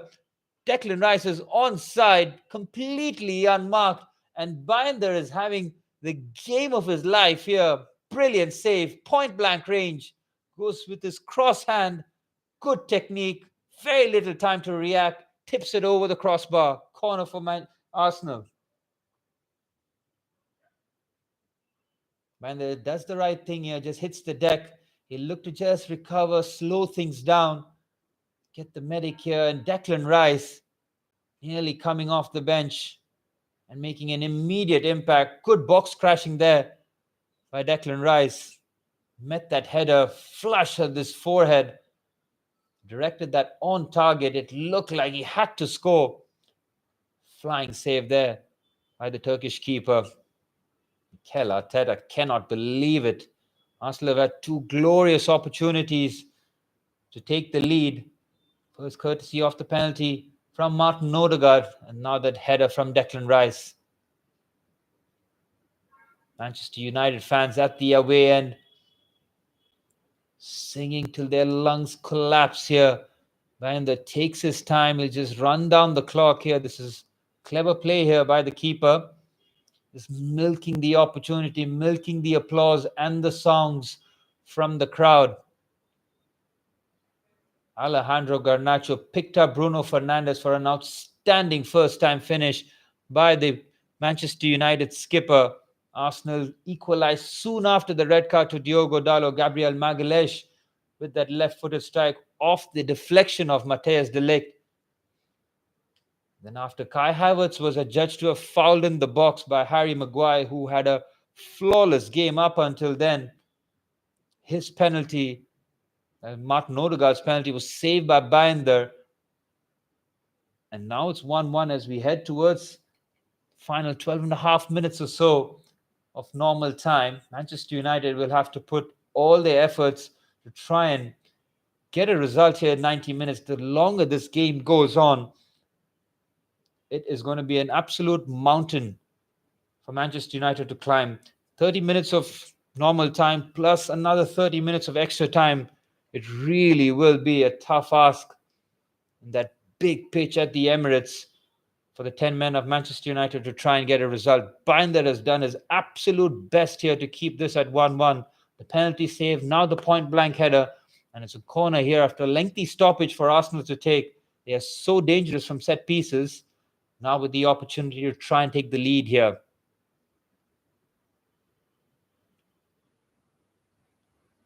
Odegaard, he'll be doing his best to try and make amends here. Tried that clip pass to Rice. Now plays a short corner. He'll get it back though. Instead, it goes to Jorginho. Now the ball towards the far stick. So poor. I don't understand the tactic of Jorginho being the ball to float the ball into the box. Really does make no sense, especially when you have better ball strikers to float the ball towards the far stick. Jorginho not able to find that. Arsenal now camped towards the edge of the Manchester United box, and Ruben Amorim goes for freshness and youth here. He's got a triple substitution lined up. It looks like Joshua Zirkzee, Amad Diallo, and I want to get his name right, Jacob Collier, Manchester United academy player, Toby Collier, number 43, 21-year-old England midfielder is Kobbie Mainoo, Alejandro Garnacho, and we'll just see who that triple sub will be for. So it's good here from Ruben Amorim in terms of getting fresh legs.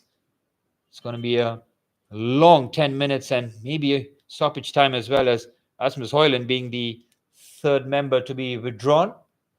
Almost a brand new front line here from Manchester United. First time really that I'm seeing Toby Collier in the flesh, in live action. Maybe Manchester United fans who watched him in the youth setup will be a lot more attuned to his game, as Joshua Zirkzee, Amad Diallo and Collier now have 10 minutes of normal time, maybe 30 minutes of stoppage time to navigate here. Can Arsenal find the goal that might just be the winner here from this turn forward? Jorginho, Timber. Arsenal forced back here. Here's Kelly. And picking up those midfield pockets to Declan Rice. Martinelli up against Diallo. Goes on the outside. Left-footed ball clipped in towards the box. Maguire with a brilliant header. He has marshaled Kai Havertz to the T in terms of those defensive aerial duels. Martinelli goes on the outside trying to clip the ball into the box, but the ball had gone out of play according to the linesman on that occasion.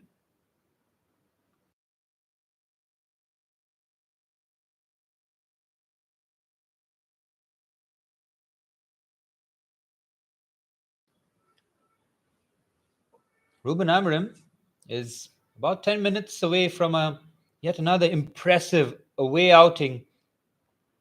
Win at the Etihad, an impressive draw at Anfield. Now, albeit down to 10 men, having a draw result here against Arsenal at the Emirates. Played nearly 22 minutes now with 10 men, yet to concede a goal since that Gabriel Magalhaes equalizer, that is. Here's Declan Rice on that right-hand side, trying to feed the ball forward. And options just dwindling here. United compact in their block. Everyone behind the ball here. Martinelli, one-on-one against Diallo. We'll see a lot more of that as this game goes on. Clip pass towards the box. Maguire with yet another header. Jorginho recycles. Here's Sterling. Sterling with a burst of pace trying to get around the outside of Mazraoui. Moroccan was never really going to get beaten there. Maybe the Sterling of the young, rather, would have bypassed a winger with pace. Now Sterling is 31 years of age, has lost that acceleration, but he is useful on the right-hand side. We saw that he was instrumental in winning the penalty. It was his cutback to Kai Havertz which created the foul. Such a poor offside to concede there. I think it was Timber who beat the offside line there. United will just take their time with every set-piece opportunity, every goal kick, every foul. They'll just look to run down the clock here. They've got fresh legs to run at Arsenal, especially in those forward areas with Joshua Zirkzee and Amad Diallo. Diallo is now almost playing as a wing-back, and they don't have a ball, so they need to try and get him close to Joshua Zirkzee, but I think that task will go to Bruno Fernandez, and it'll be Amad Diallo playing as that winger/wing-back. Lovely first touch there by Kai Havertz. Here's Martinelli to Sterling on the right-hand side. The wide body is into the box. Oh, there's a couple of missed opportunities. Odegaard waits for it. Skelly recycles. Here's Rice on the left-hand side. Forced to go infield, and Fernandez with a good interception there, and he just boots that forward. Arsenal will keep coming at Manchester United here with the man advantage. United in their deep block here, trying to cover the spaces, close the angles. Collier as playing as that third midfielder on that left-hand side. You can see that Ugarte is centrally, Collier as that left-hand side, Bruno Fernandez as that right-sided midfielder. 5-3-1 for Manchester United. Zirkzee, the only forward player. Now Odegaard with a clip ball in. This time Bayinder, whose confidence must be sky high right now, collects that with consummate ease.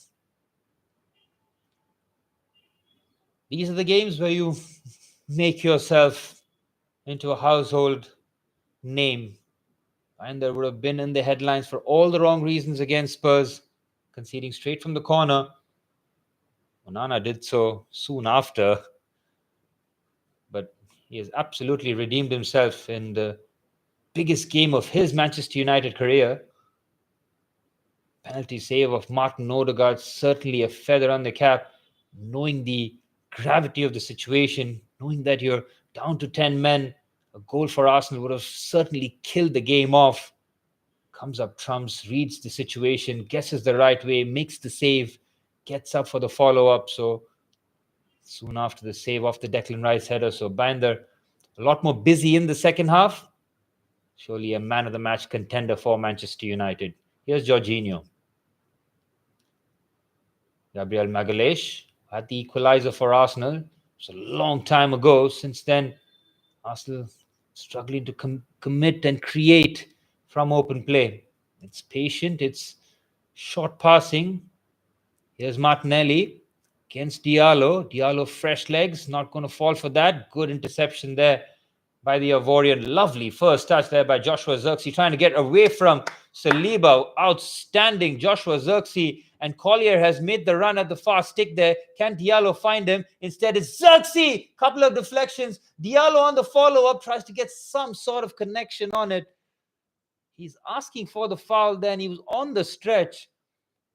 I think it might just be a goal kick there. That was brilliant, and it all came from Joshua Zirkzee. It is so difficult to get away from Saliba. He leaves Saliba on the deck there, on his backside, and from there, Manchester United in the Arsenal box. The cutback for Zirkzee was good. Sterling had made the run in terms of recovery very good. He gets the final touch, and then Ahmad on the slide, trying to get some sort of connection on it.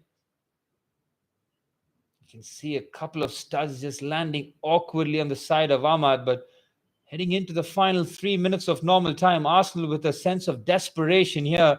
The last thing they would have wanted is 90 minutes against Manchester United here with the midweek clash against Tottenham Hotspur coming up. Havertz with the ball towards the far stick to absolutely no one. Here's Saliba getting the ball almost robbed from him. Sterling now trying to go around the outside, decides to keep it short. Sterling. Odegaard. Oh, Havertz! Again, it's an absolute sitter.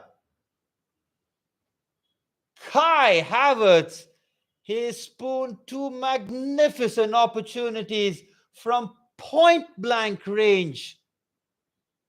How did he miss that? Another clip ball by Odegaard. It's not cleared. Havertz gets there first. It's not an easy opportunity. It's a snapshot, but he gets there. He has to get it on target. It's on his favored left foot. It is so poor from Kai Havertz. Maybe the goal would have been ruled out because it might have hit his hand. His hand is close to his body. As soon as it touches your hand, the goal would have been chalked off. It has been given as a goal kick, I think. So the goal would have stood if Kai Havertz could get that shot on target. He has missed two incredible opportunities to give Arsenal the lead here.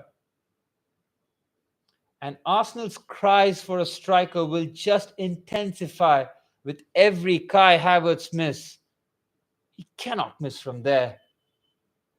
Absolutely ludicrous from Kai Havertz. Final minute of normal time here. Manchester United will feel that they deserve something from this, but they still have a long way to go here.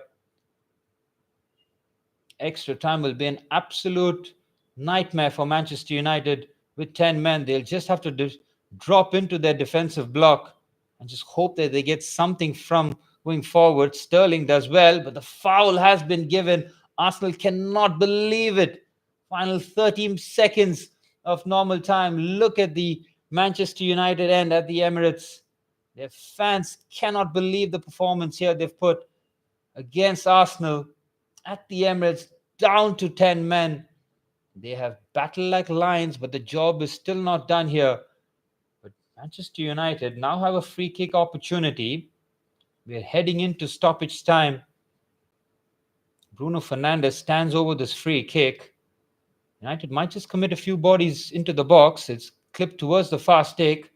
Maguire heads it back. Should be Raya's, and he gets there comfortably. He can release it quickly here, and Arsenal can break. Havertz with the pass forward, finds Sterling. It's a one-on-one situation up against Mazraoui, but United with enough bodies back. Here's Sterling, might go himself. What a challenge. Sterling, very good block there by De Ligt, and Collier clears. 7 minutes of stoppage time added on. It is desperation time here for Arsenal, who try to launch a quick counter-attack there from David Raya's throw-in. It's two young managers have given their absolute all on the sidelines here. Ruben Amorim will be desperate for the full-time whistle. He can just get into his team into extra time for some instructions and just get his team a breather. It's been frantic in the second half. Here's Kelly. Magalhaes. Martinelli. Up against Dalot, trying to go around the outside, does well again. Clip pass with his left foot. Mazraoui decides to take no chances there. Heads it away. Corner here for Arsenal. It is the most productive way for Arsenal towards a route to goal. So it's another set-piece opportunity. United have conceded a lot of them to Arsenal, but they've not really capitalized, barring that goal from Gabriel Magalhaes that came from the short corner. But in terms of deliveries in the box, United have dealt with most of them so far. But these are the moments where focus has to be heightened. Concentrations have to be at 100. Big moments in this match here. Corner kick. Odegaard with the corner. Collier with the header. Sterling will recycle. He should find a skipper. Instead, clips it himself. Good touch down there by Gabriel Magalhaes. Manchester United can break here if they commit bodies forward. Mazraoui decides to just pirouette there. Here's Ugarte, who's an absolutely brilliant shift in midfield. He's been all action, does really well, but he loses out. Magalhaes does well. Here's Havertz. Looks to switch the play out. Timber with the effort, always driving that wide. And it's desperation here for Arsenal, pulling the trigger from distance. The United backline will not mind that one bit, seeing the defenders strike from distance. Havertz with the pass into midfield was a good first touch there by Jurrien Timber. Wasn't really closed down, decided to have a pop. Always going wide here Nearly 3 minutes of stoppage time has been navigated here by Manchester United as Arsenal search for the winner here. Another big away performance here for Manchester United.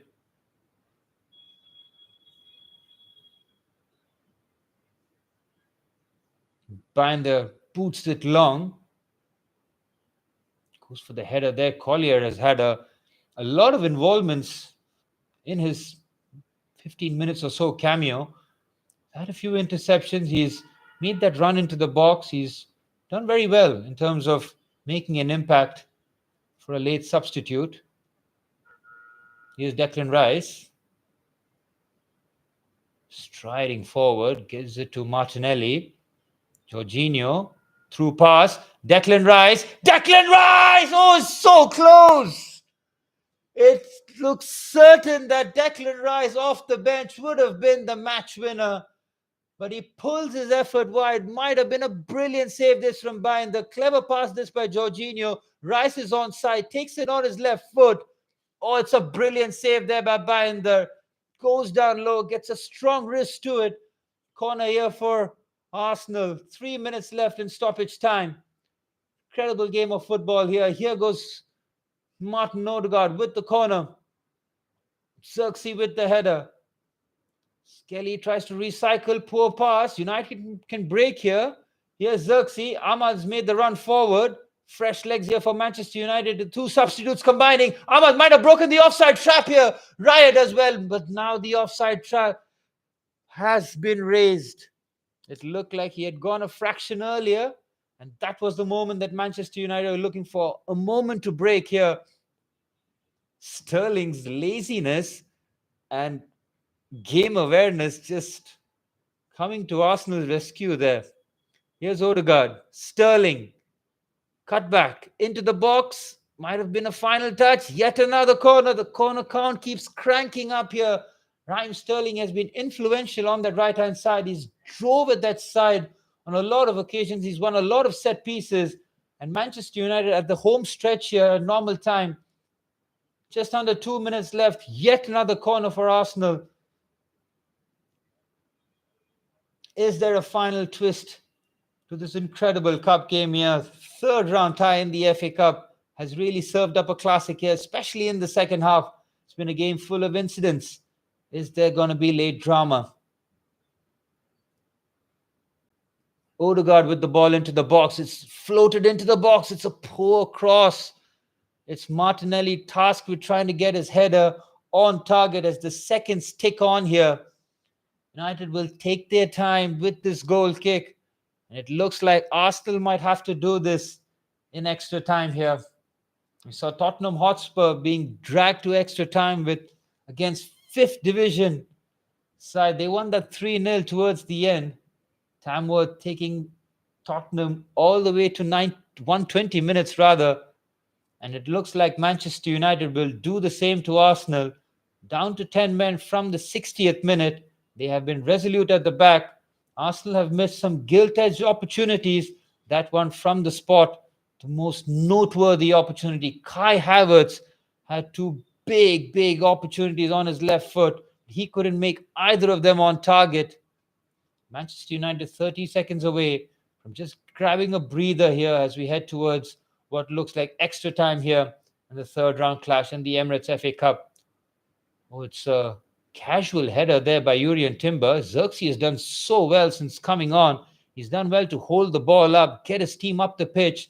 Final chance here in this match. United just happy to keep the ball in Arsenal territory. Here's Fernandez, goes around the outside, cut back. Oh, neither found Diallo nor Joshua Xerxes there.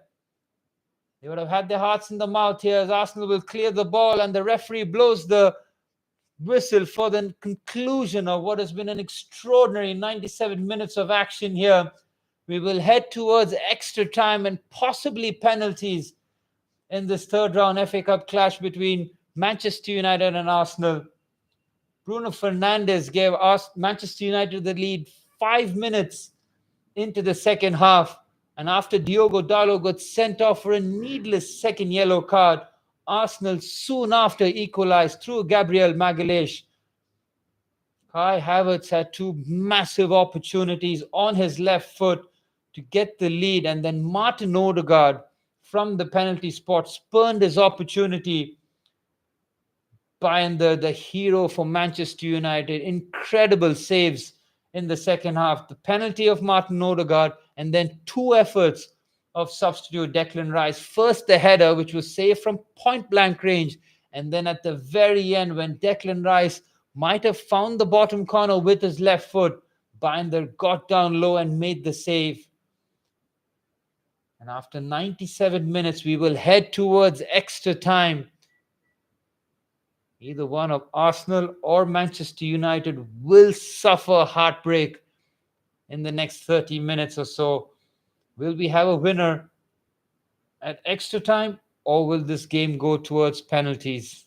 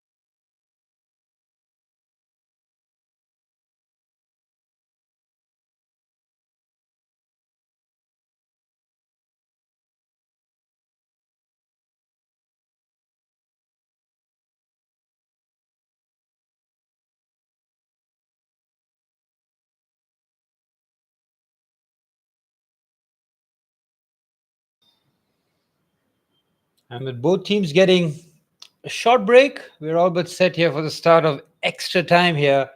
Neither coaches or teams would have wanted this game to go beyond the 90 minutes, but here we are. Manchester United down to 10 men. Diogo Dalot picking up that needless second yellow card. Manchester United having to play 10 men. See the title Malacia has come on. We'll just confirm as to who he has replaced. I have a feeling it might have been.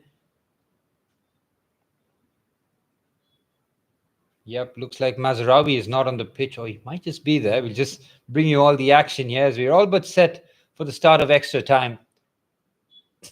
Always knew this fixture had something in it, and we're off and running. Manchester United kicking off from right to left. Done very well to take this game to extra time. Bayinder with a bit of a miscue here. Sandro Martinez scooping up.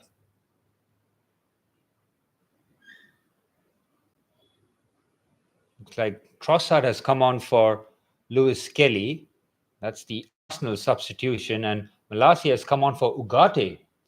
So that is a brave decision there from Manchester United and Ruben Amorim. Jorginho with a clever pass on the left-hand side. Martinelli won't keep that in play. Out for a goal kick. Surprised that Jorginho has lasted the course. He's generally a player that would have played maybe 60, 65 minutes. But looks like Arteta will keep him till the very end here. Jorginho, of course, an expert penalty taker. Used to be Chelsea's #1 penalty taker. Often found himself as the top scorer for Chelsea in a couple of seasons that he was there. So that will play a big part in the match as well. So Jorginho will have to maintain his legs, though. There's a lot of time left before the penalties even are called into action here. Kai Havertz must be feeling the weight on his shoulders here to try and get the winner. If this game goes to penalties and they are to lose, I mean, pressure would be immense on Arsenal and Arteta.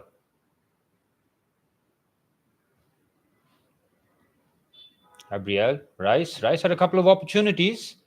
The header of Bayinder, then the left-footed effort. Both very well saved by the Turkish keeper. Rice could have very much been the difference maker in an attacking sense. Arsenal just struggling on that right-hand side to just pick the lock here. That's a very good pass there by Jorginho, almost finding Kai Havertz, who just bent his run well on that occasion, staying on side.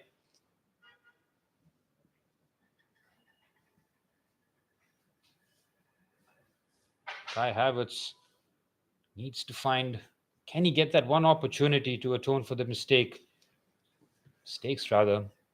2.5 minutes have just breezed away in this extra time period.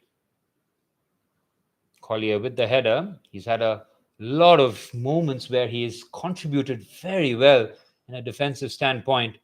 He's covered the spaces, made interceptions and blocks. It's been a very good addition in midfield. Here's Malacia to Collier. Good pass there by Malacia. If Ahmad can stay on side, I don't think he has. Raya trying to get a quick move on here.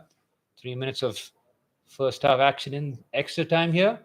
No change from that scoreline. 1-1 here after 90 minutes. Here's Odegaard, who had the best opportunity, one would argue, to make it 2-1 from that penalty spot. Here's Jorginho. Rice. Martinelli up against Mazraoui. Hasn't gotten too much joy on that left-hand side. Lays it off. Jorginho, clever. Declan Rice, what a block that is from De Ligt. Brilliant from the Dutchman. Taking a page off Harry Maguire's book. Had to get it spot on the challenge. And it's Declan Rice who seems to be the spare man on that left-hand side. He's been found open on a lot of occasions. Big block there by Matthijs De Ligt. This was worked very well. First time pass by Jorginho is good. Declan Rice finding himself in a bit of space there. And De Ligt just comes flying in there. What a block that is with the extension. 4 minutes of stoppage time. Here in extra time has been played here. Martin Odegaard on free kick duty.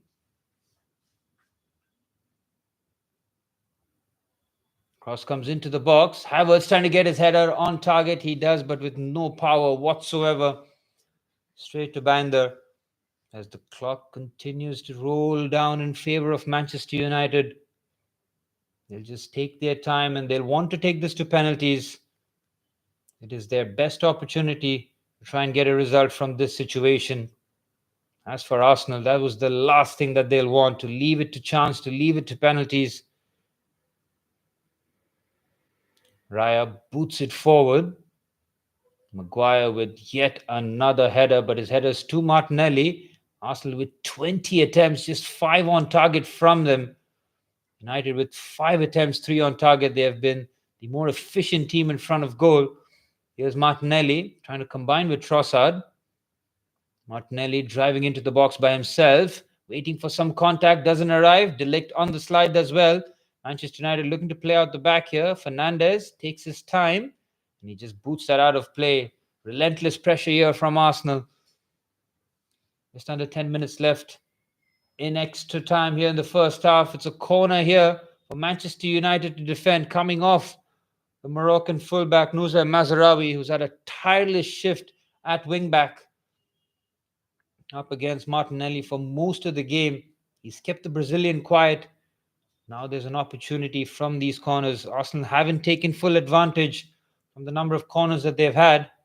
Nicholas Jover, the set-piece coach, watches the proceedings here.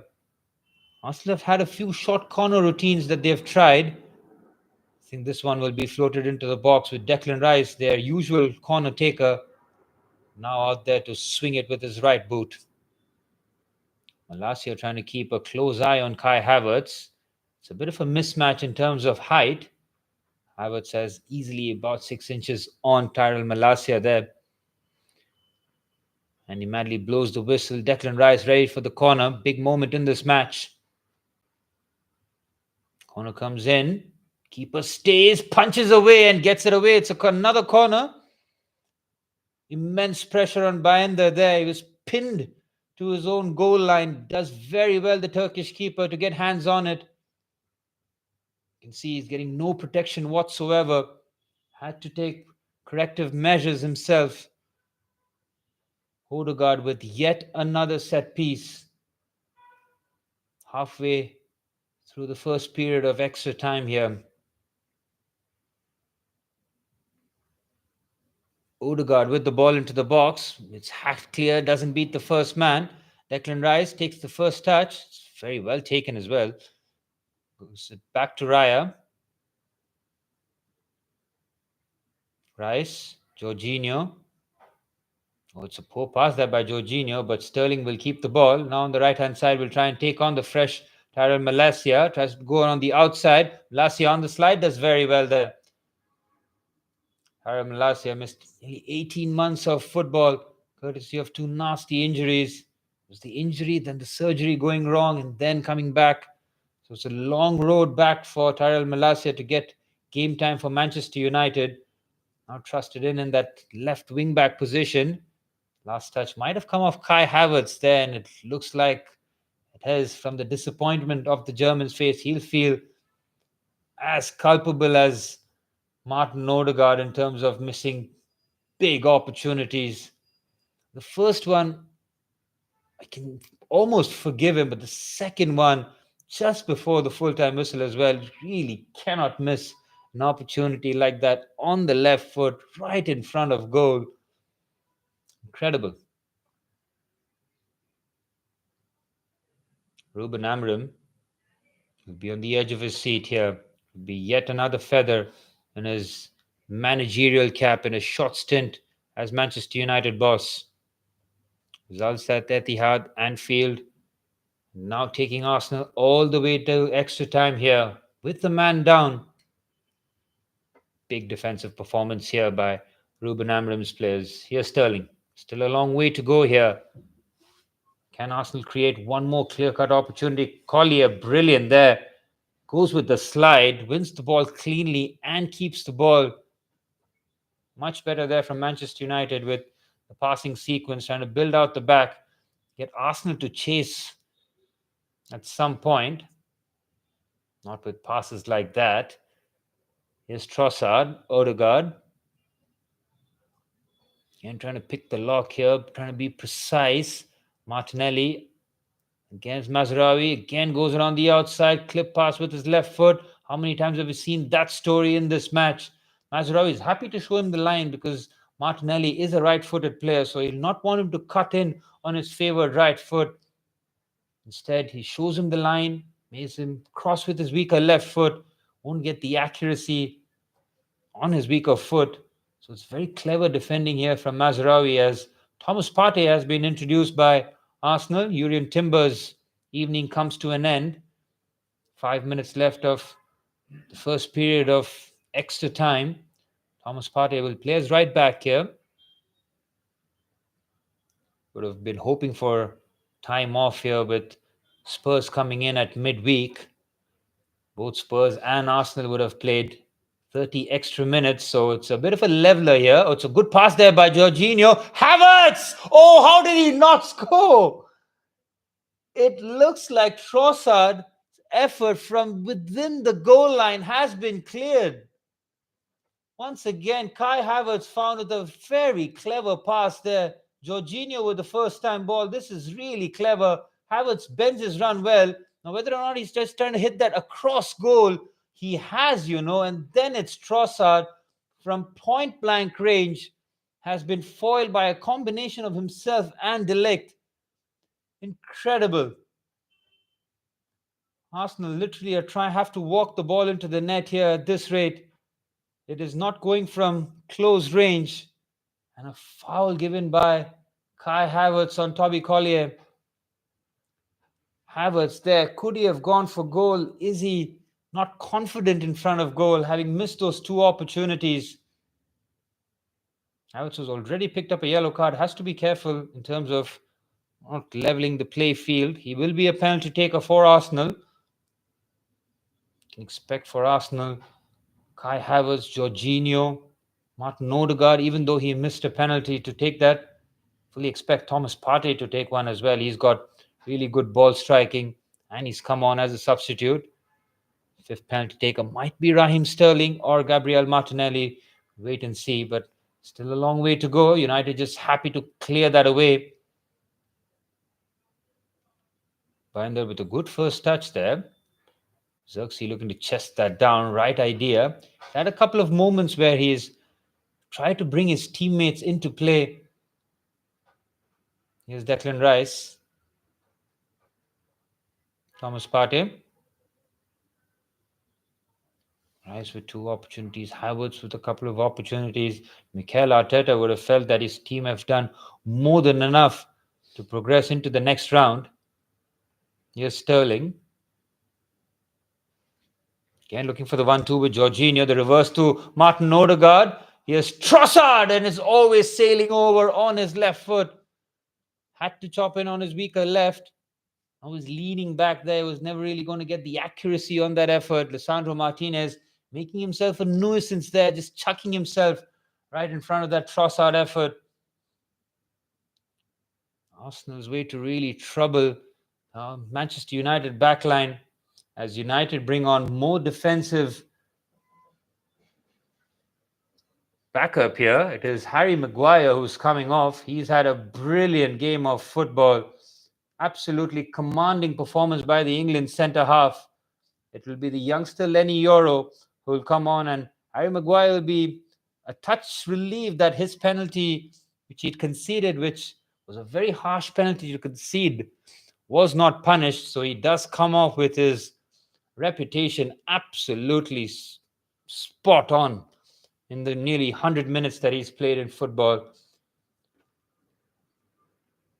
Him and Bayinder have been, I would say, real candidates for man of the match performances. Look at Harry Maguire's statistics here. Again, his accurate passing was not really there. He's had one successful dribble, 50% of accurate long ball, 5 blocks, 11 clearances, 9 headed clearances, 1 interception, and 4 recoveries, 75% of ground duels won, and 100% of aerial duels won with just 1 foul committed. Colossal performance by Harry Maguire. Praise where praise is due.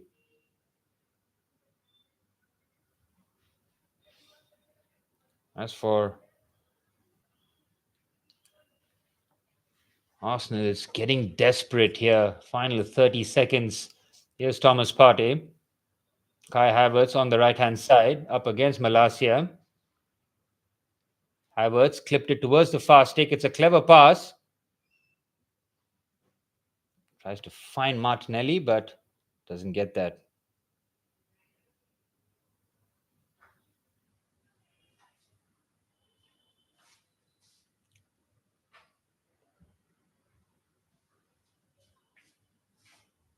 Again, 2 minutes of stoppage time after the first period of extra time still going on here.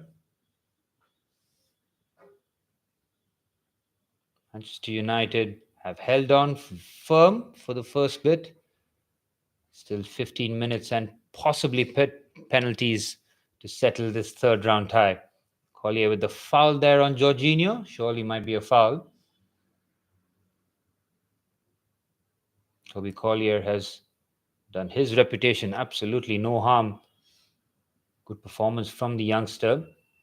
Here's Thomas Partey. Jorginho. Gabriel Magalhaes, the goal scorer for Arsenal. Back to Jorginho. Arsenal trying to be patient, trying to pick this lock here. Again, trying to go around the outside. This is patient, keeping it short. Again, there's absolutely no room here. Brilliant here from Manchester United in terms of limiting the space. Final 40-odd seconds left in the first period of extra time. Here's Havertz to Thomas Partey. Sterling trying to go around the outside. Decides to keep it short. Partey, Odegaard gets a bit of space, goes for the reverse, doesn't get there. Brilliant tackle there by Matthijs de Ligt on the stretch. Gets a good chunk on it. Here's Partey. Sterling. Collier for company. Jorginho. Again, that clip pass. He's done that on a few occasions. Odegaard. Here's Gabriel. Clip pass again. Partey with a lot of space. Now the cross comes into the box. Declan Rice with the header. Kai Havertz cannot reach there. And Bayinder happily grasps onto the ball as he eats into the time here. Surely the last action of the first period of extra time. This was well worked by Arsenal. Magalhaes switching the ball. Partey clips the ball. Header by Declan Rice was towards the center of goal. Needed any sort of touch there by Kai Havertz, who's at full stretch there. Can't get a boot on it. And it's straight into the hands of Bayinder. And the first period of extra time has come to a conclusion here. Another 15 minutes remaining. Arsenal struggling to break Manchester United. 10-man Manchester United down here. Trossard had an opportunity from the edge of the box. That was the only real opportunity that Arsenal have really created in the first period of extra time. Manchester United are 15 minutes away from taking this game to penalties. From their point of view, they feel they've done more than enough to warrant to take the game to penalties. And as for Arsenal, they have missed some massive opportunities to take the lead. Instead, it's 1-1 here. Manchester United need yet another massive defensive performance in the next 15 minutes. Lenny Yoro has replaced the imperious Harry Maguire for the last 15 minutes. This was the opportunity that Leandro Trossard had right in front of goal. Havertz had just cut that perfectly, and it was de Ligt who had to make the interception. Brilliant.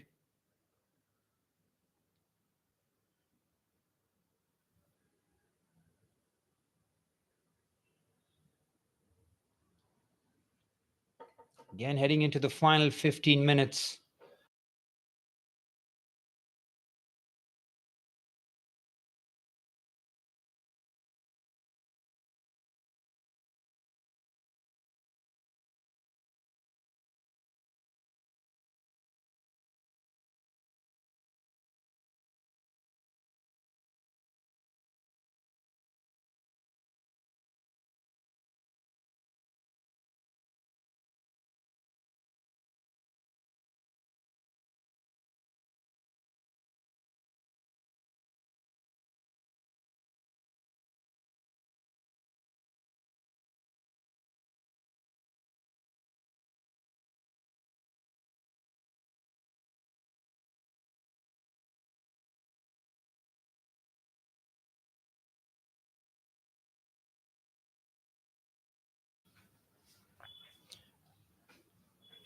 Both sets of players taking the field here for the final 15 minutes.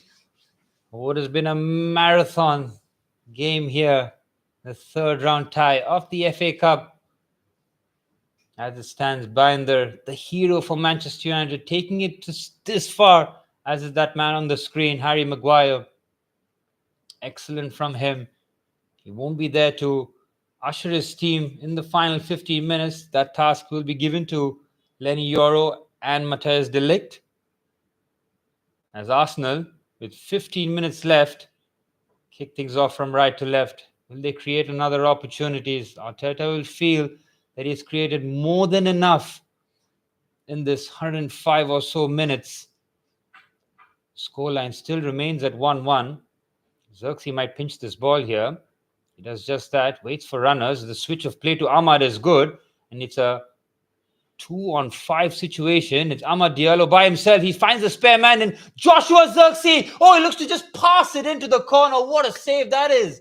David Raya had to be wary at his near post. Joshua Xerxes looking to catch out the Spanish keeper at the near stick.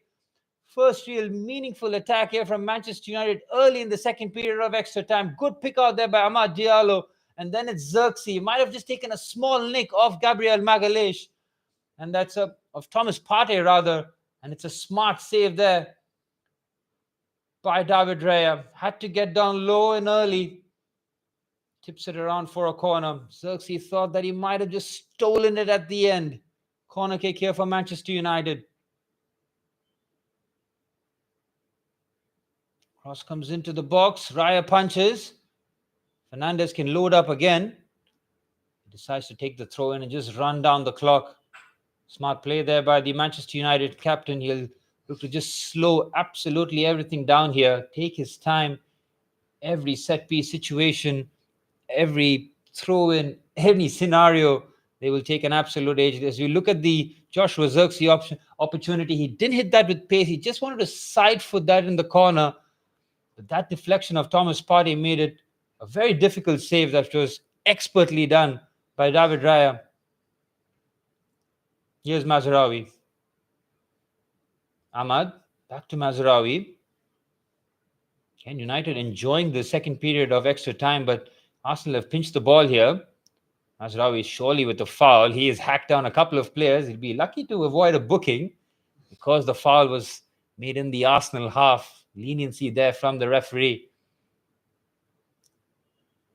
Here's Gabriel Magalhaes. Takes his time. Partey with a heavy touch. Sterling. Partey. Odegaard. This is very, very patient here from Arsenal. Sterling teasing Martinez. Partey's got space. Clips that. Collier with the last effort. That's another corner for Arsenal. Corner count just keep racking up here for the home team. As they try and find a breakthrough past this resolute Manchester United backline. It's a quickly taken corner. Rice, Odegaard. Here's Thomas Partey. Clip pass to Rice. Headed back. And it's the header towards goal. And it's saved by Bayinder. It's a cleverly worked free kick corner routine there. But it ends up in a harmless shot into the hands of Bayinder. Mikel Arteta is just urging his players forward. They've had 30 minutes of normal time and only 30 minutes of extra time to break down 10-man Manchester United. They haven't been able to do so. They've created a lot of nearly moments. But nearly moments will not help Arsenal here. Andy Madley has had a busy game. I think he has refed it decently. That penalty shout was dubious to say the very least.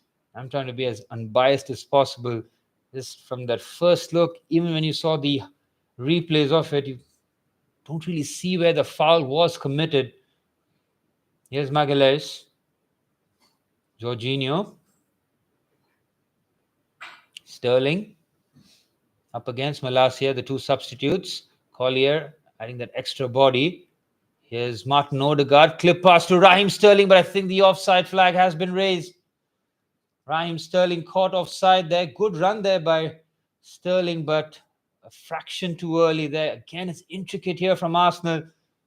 Oh, he's definitely not offside. Sterling was very much on line there, but his cutback was not on target there. So It's a harmless situation. Might have been a corner there. Arsenal might feel a bit aggrieved with that situation. Manchester United fans urging the clock to just go a touch quicker here. They're heading towards the home stretch here. Tired legs, tired minds definitely at play here. Havertz with the knockdown. Good header there by De Ligt, and a bit of acrobatics there by Lisandro Martinez. It's a good pass there by Bruno Fernandez forward. Here's Diallo. Waits for support. Collier's busting a gut to get into the box. So is Joshua Zirkzee. He's delayed it to Bruno Fernandez. Here's Collier. Toby Collier to Mazraoui. Cut back. Decides to clip it towards the fasting Ahmad with a header. And off the back of Jorginho, that might have been a foul. He just had to throw himself there. And it is off target. And Arsenal getting a quick restart here. Final 10 minutes of extra time. Here's Odegaard.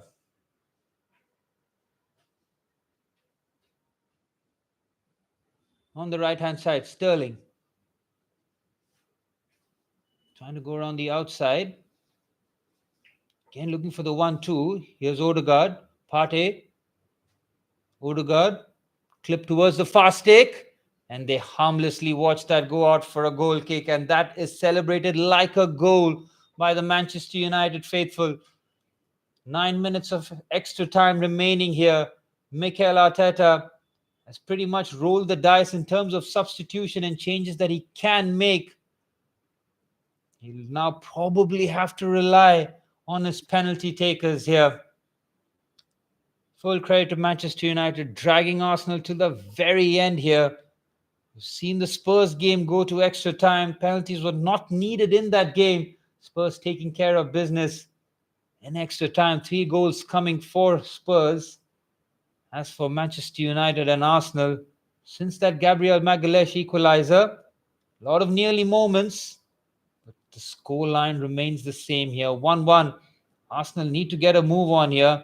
Every stoppage will work against their favour as Manchester United fans cheer on their players. They've put in an immense shift here. 8 minutes. Might see a minute or two added on top of that. This has been plenty of action as Jorginho seems to be coming off. He's definitely worked overtime today. Would have hoped that he would have given them a good 60, maybe 75 minutes of action. Instead, he has played till the very end. Full credit to him that he is an important penalty taker. Now, whether or not he's okay to continue, there's still a lot of football left, and I don't think Arteta will risk it. Looks like Kieran Tierney will be introduced here. He might be a penalty taker as well, as Thomas Partey will now move into midfield. Shame there for Jorginho, nearly lasting the course of the 120 minutes. His evening comes to an end, and whether or not he'll be okay for the next few games, we'll wait and see. Might just be cramps or a pulled muscle. Jorginho giving his absolute all in terms of a shift here. 7 minutes plus stoppage time still to go.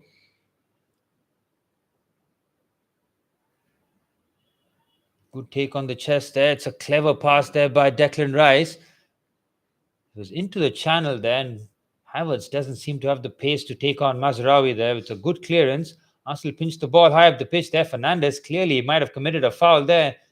Definitely has. Trying to reach around for the ball. Foul there on Sterling, and another set-piece opportunity here for Arsenal.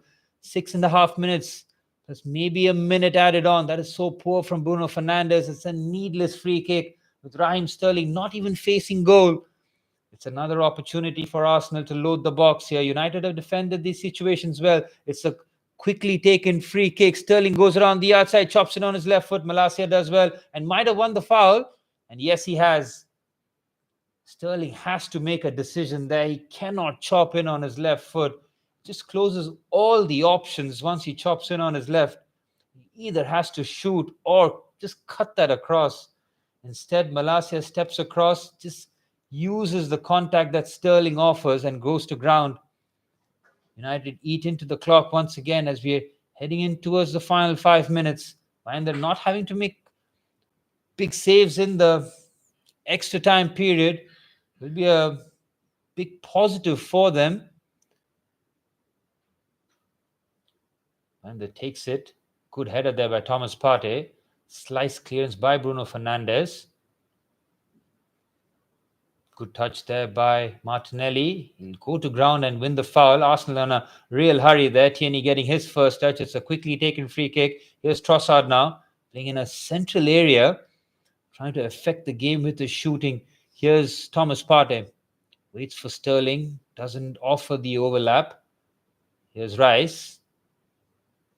Now playing as that number 6, and it is Trossard trying to go around the outside. Tierney with a delicious ball into the box. Malasha takes no chances there. Lovely flight on the cross there from Kieran Tierney. Tyrell Malacia takes no chances, heads that away for another corner here for Arsenal. Really is reaching desperation time here for the team in white. Saliba with the bruised upper lip. That collision with Rasmus Højlund in the game. He has defended outstandingly well there. Saliba hasn't had too much to do. What he's been tasked with doing is done well. Odegaard with the ball into the box. Bayinder does well to just get enough of a fist on it. Ahmad trying to win the header. I think the last touch might have come off him. Arsenal crank up the pressure here. 4 minutes of stoppage time still to be played. Here's Sterling trying to go around the outside. Sterling has just been ushered off the ball. That's so poor there from Raheem Sterling as the ball just dribbles down for a goal kick. United will take their time once again.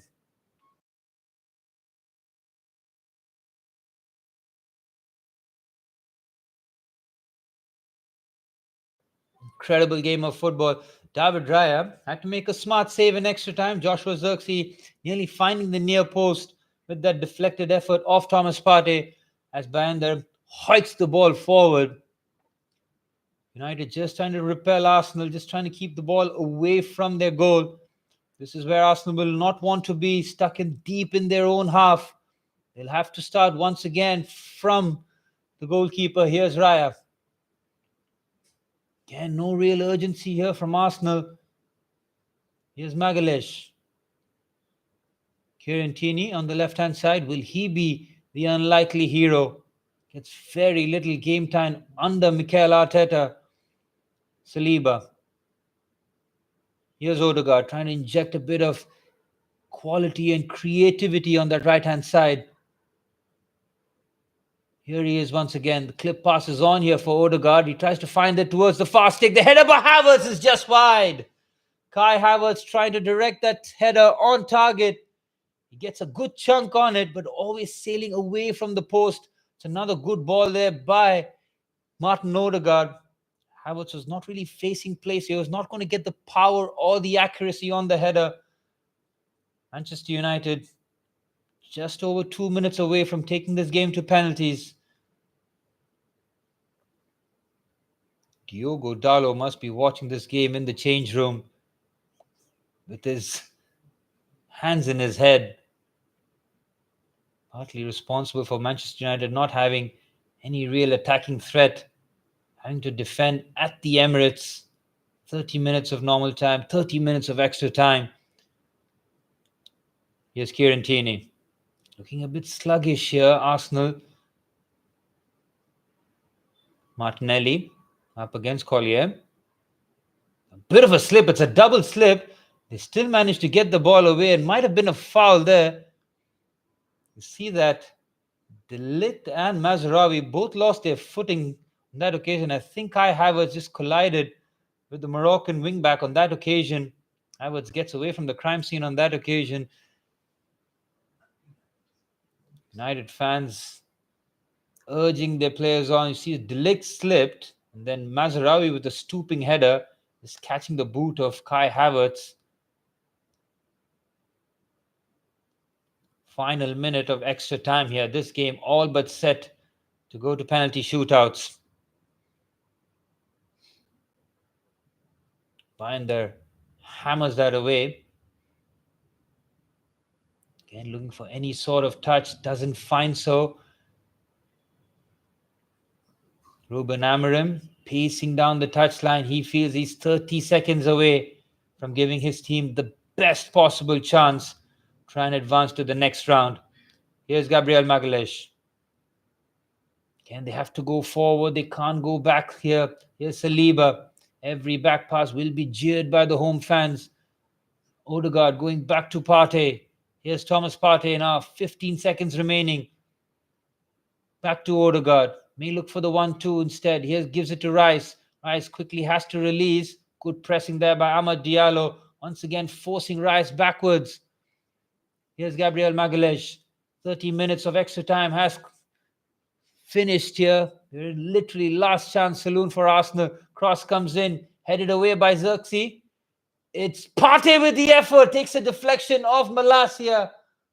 It's a corner here for Arsenal. Surely the last chance here for Arsenal before we head towards penalties. It was Lenny Yoro's header that got that away then. It was Partey's effort. Lashed towards goal. Effort here with the corner now. Odegaard will take this. Just over 20 seconds left. Odegaard with the corner. Manchester United defending desperately. Might be the final opportunity here for Arsenal. Odegaard's corner. Lot of height. Lot of loop. The header's on target. They get that away. Feeble attempts or appeals for penalty has been waved away. They still keep the attack going. Here's Trossard. Xerxes should clear. Declan Rice recycles. Surely the last kick here. Here's Partey. Manchester United desperate for the whistle here. Sterling waits for Partey on the overlap. The cross comes in. It's a disappointing cross. He manages to clear the Amad Diallo as Declan Rice fires over. And it's the end of extra time. And we will have penalties. An incredible second half of football followed by a very tight extra time period. Manchester United took the lead courtesy of their skipper Bruno Fernandez, and after Diogo Dalot picked up a needless booking to get his second yellow card, Gabriel Magalhaes equalized, and from there on Arsenal had opportunities after opportunities to add the second. Kai Havertz with 2 opportunities, so did Declan Rice, neither of them finding the back of the net.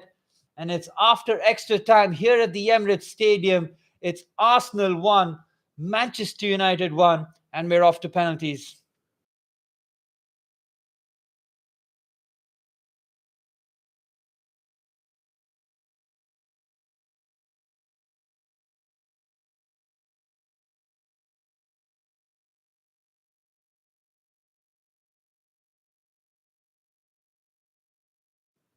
The final team hurdle will take place. This is where the penalty takers will be decided. Some of them will be predetermined, some will be changed. Bruno Fernandez for sure will be one of the penalty takers for Manchester United. For Arsenal, they have Kai Havertz, Martin Odegaard, Thomas Partey, Leandro Trossard, plenty of experience to take in the penalty spot. And as for Manchester United, they have a lot of youngsters on the pitch. They'll have to trust in a few of them to take the penalties. Whether or not we might see a centre half or two take penalties like De Ligt or Lisandro Martinez. They're experienced players with decent ball striking. This is where you need good penalty taking and temperament here. Bayinder has already saved a massive penalty in this game to keep it at 1-1. He's been consulted here by Andre Onana. Bayinder would have felt that this is his moment. He's made massive saves. Raya, an accomplished penalty stopper himself. He's made a few already this season. The one in the Champions League against Atalanta was ridiculous. Not just making the save, but getting up on the follow-up and making the follow-up save.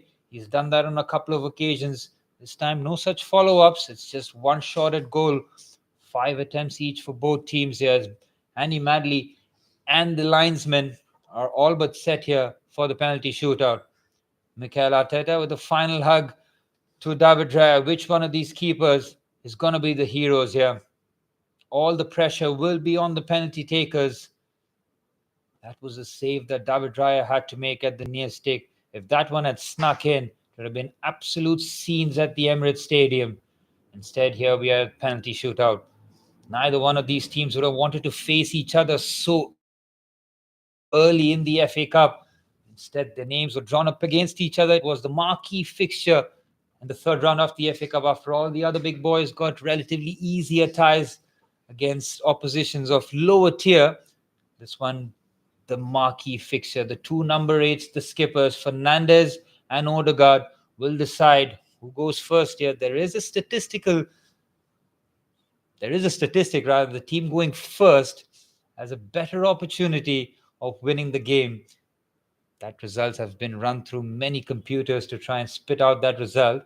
It is nowhere near a done deal in terms of who takes it first decides the game.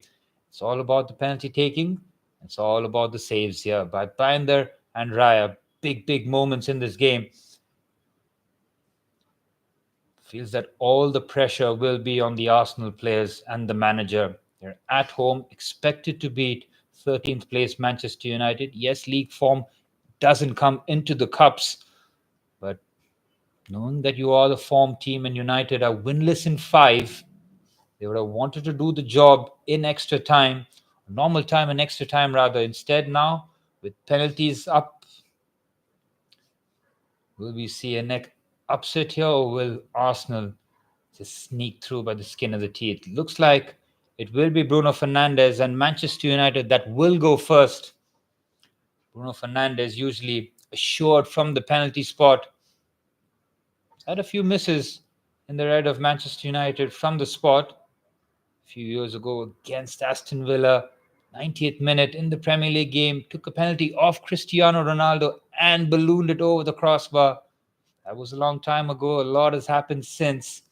But now he has a big opportunity from the penalty spot to give Manchester United the perfect start. It's Raya up against the Portuguese Bruno Fernandes. Now, after 5 penalties, if it remains the same, we will head towards sudden death. Both teams will want to wrap this up within the 5 pens here. Bruno Fernandes will get our penalty shootout up and running here. It's Fernandez up against David Raya. The Emirates hold its collective breath here. Fernandez, hop, skip, and it's a comfortable penalty. Sends Raya the wrong way. Goes to his trusted old technique where he just waits for the keeper to make the first movement and then just pots it in the other side. Confident penalty by the Manchester United skipper. Easily done there. It'll be up to Bayinder now. Up against Martin Odegaard. He's already saved the Arsenal captain's penalty in normal time. Take 2 of a big moment in this match. Fernandez scored. Now it's up to Odegaard. It's Odegaard. No mistake from the spot. Both skippers bury their penalties, sending the keepers the wrong way. And it's 1-1 here. No mistake there for Odegaard. You would have bet your bottom dollar that he was not going to miss. Sending the keeper the right way, making sure that he was a lot more precise with the height. His penalty in normal time was a touch lower. Decides to change the direction on that occasion, sending the keeper the wrong way. And it's Amad Diallo up against David Raya. Second half substitute on the pitch. He's had big moments. It's Diallo, no mistake, buries the penalty, sending Raya the wrong way. 3 penalties taken, 3 scored here. Amad Diallo making no mistake. Thumping penalty there. Had the accuracy and the power. Celebrated by the United fans in the away end there. Now it's Kai Havertz. He's had 2 massive opportunities squandered. Cannot make a mistake from the spot here. He's had a lot of penalties as a Chelsea player. Very often he is flawless from the spot. With Saka not there, and now Odegaard's penalty done. It's all up to Kai Havertz to try and level things up. It's Havertz. Oh, what a save that is from Bayinder. Guesses the right way. And it's a miss there from Kai Havertz, whose evening goes from bad to worse. Again, he waited for Bayinder to make the decision. Bayinder gets the right way. And it's a strong risk to repel the Germans' penalty. Big save there by Bayinder, and it's advantage to Manchester United at enemy territory. Big save there by the Turk.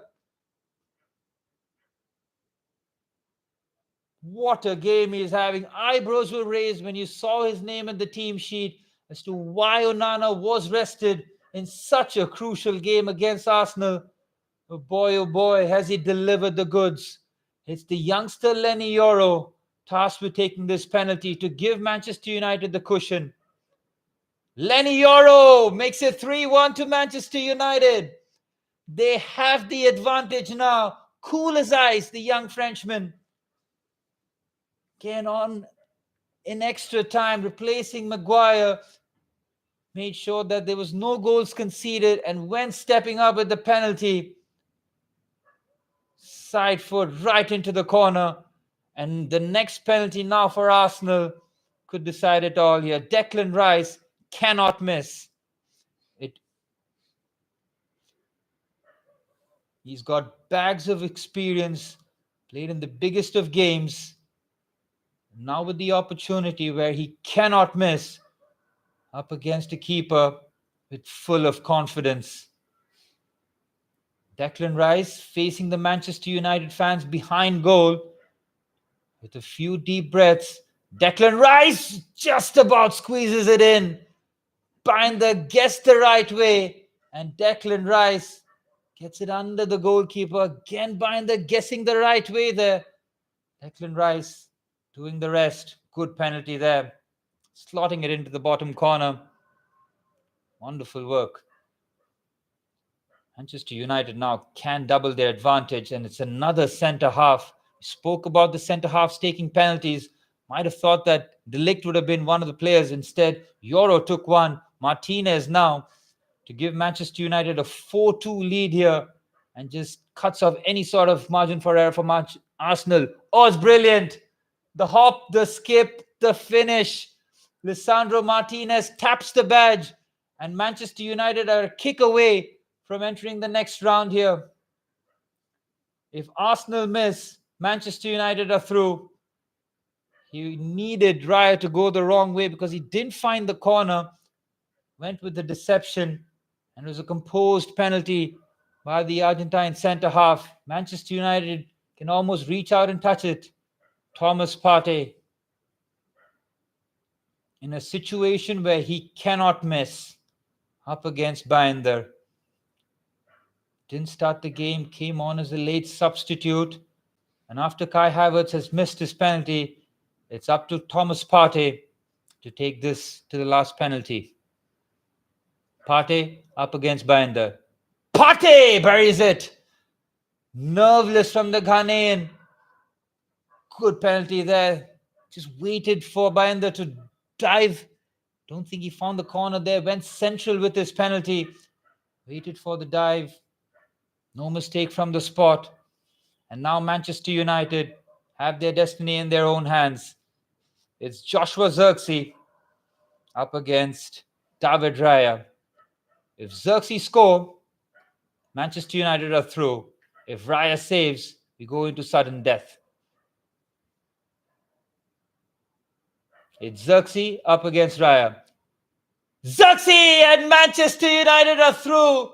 Nerveless and perfect from the spot. 5 out of 5 penalties, and Arsenal have been knocked out of the FA Cup in the third round against their bitter rivals at home. And look at the scenes at the away end as Manchester United, 10-men Manchester United, steal a result at the Emirates Stadium.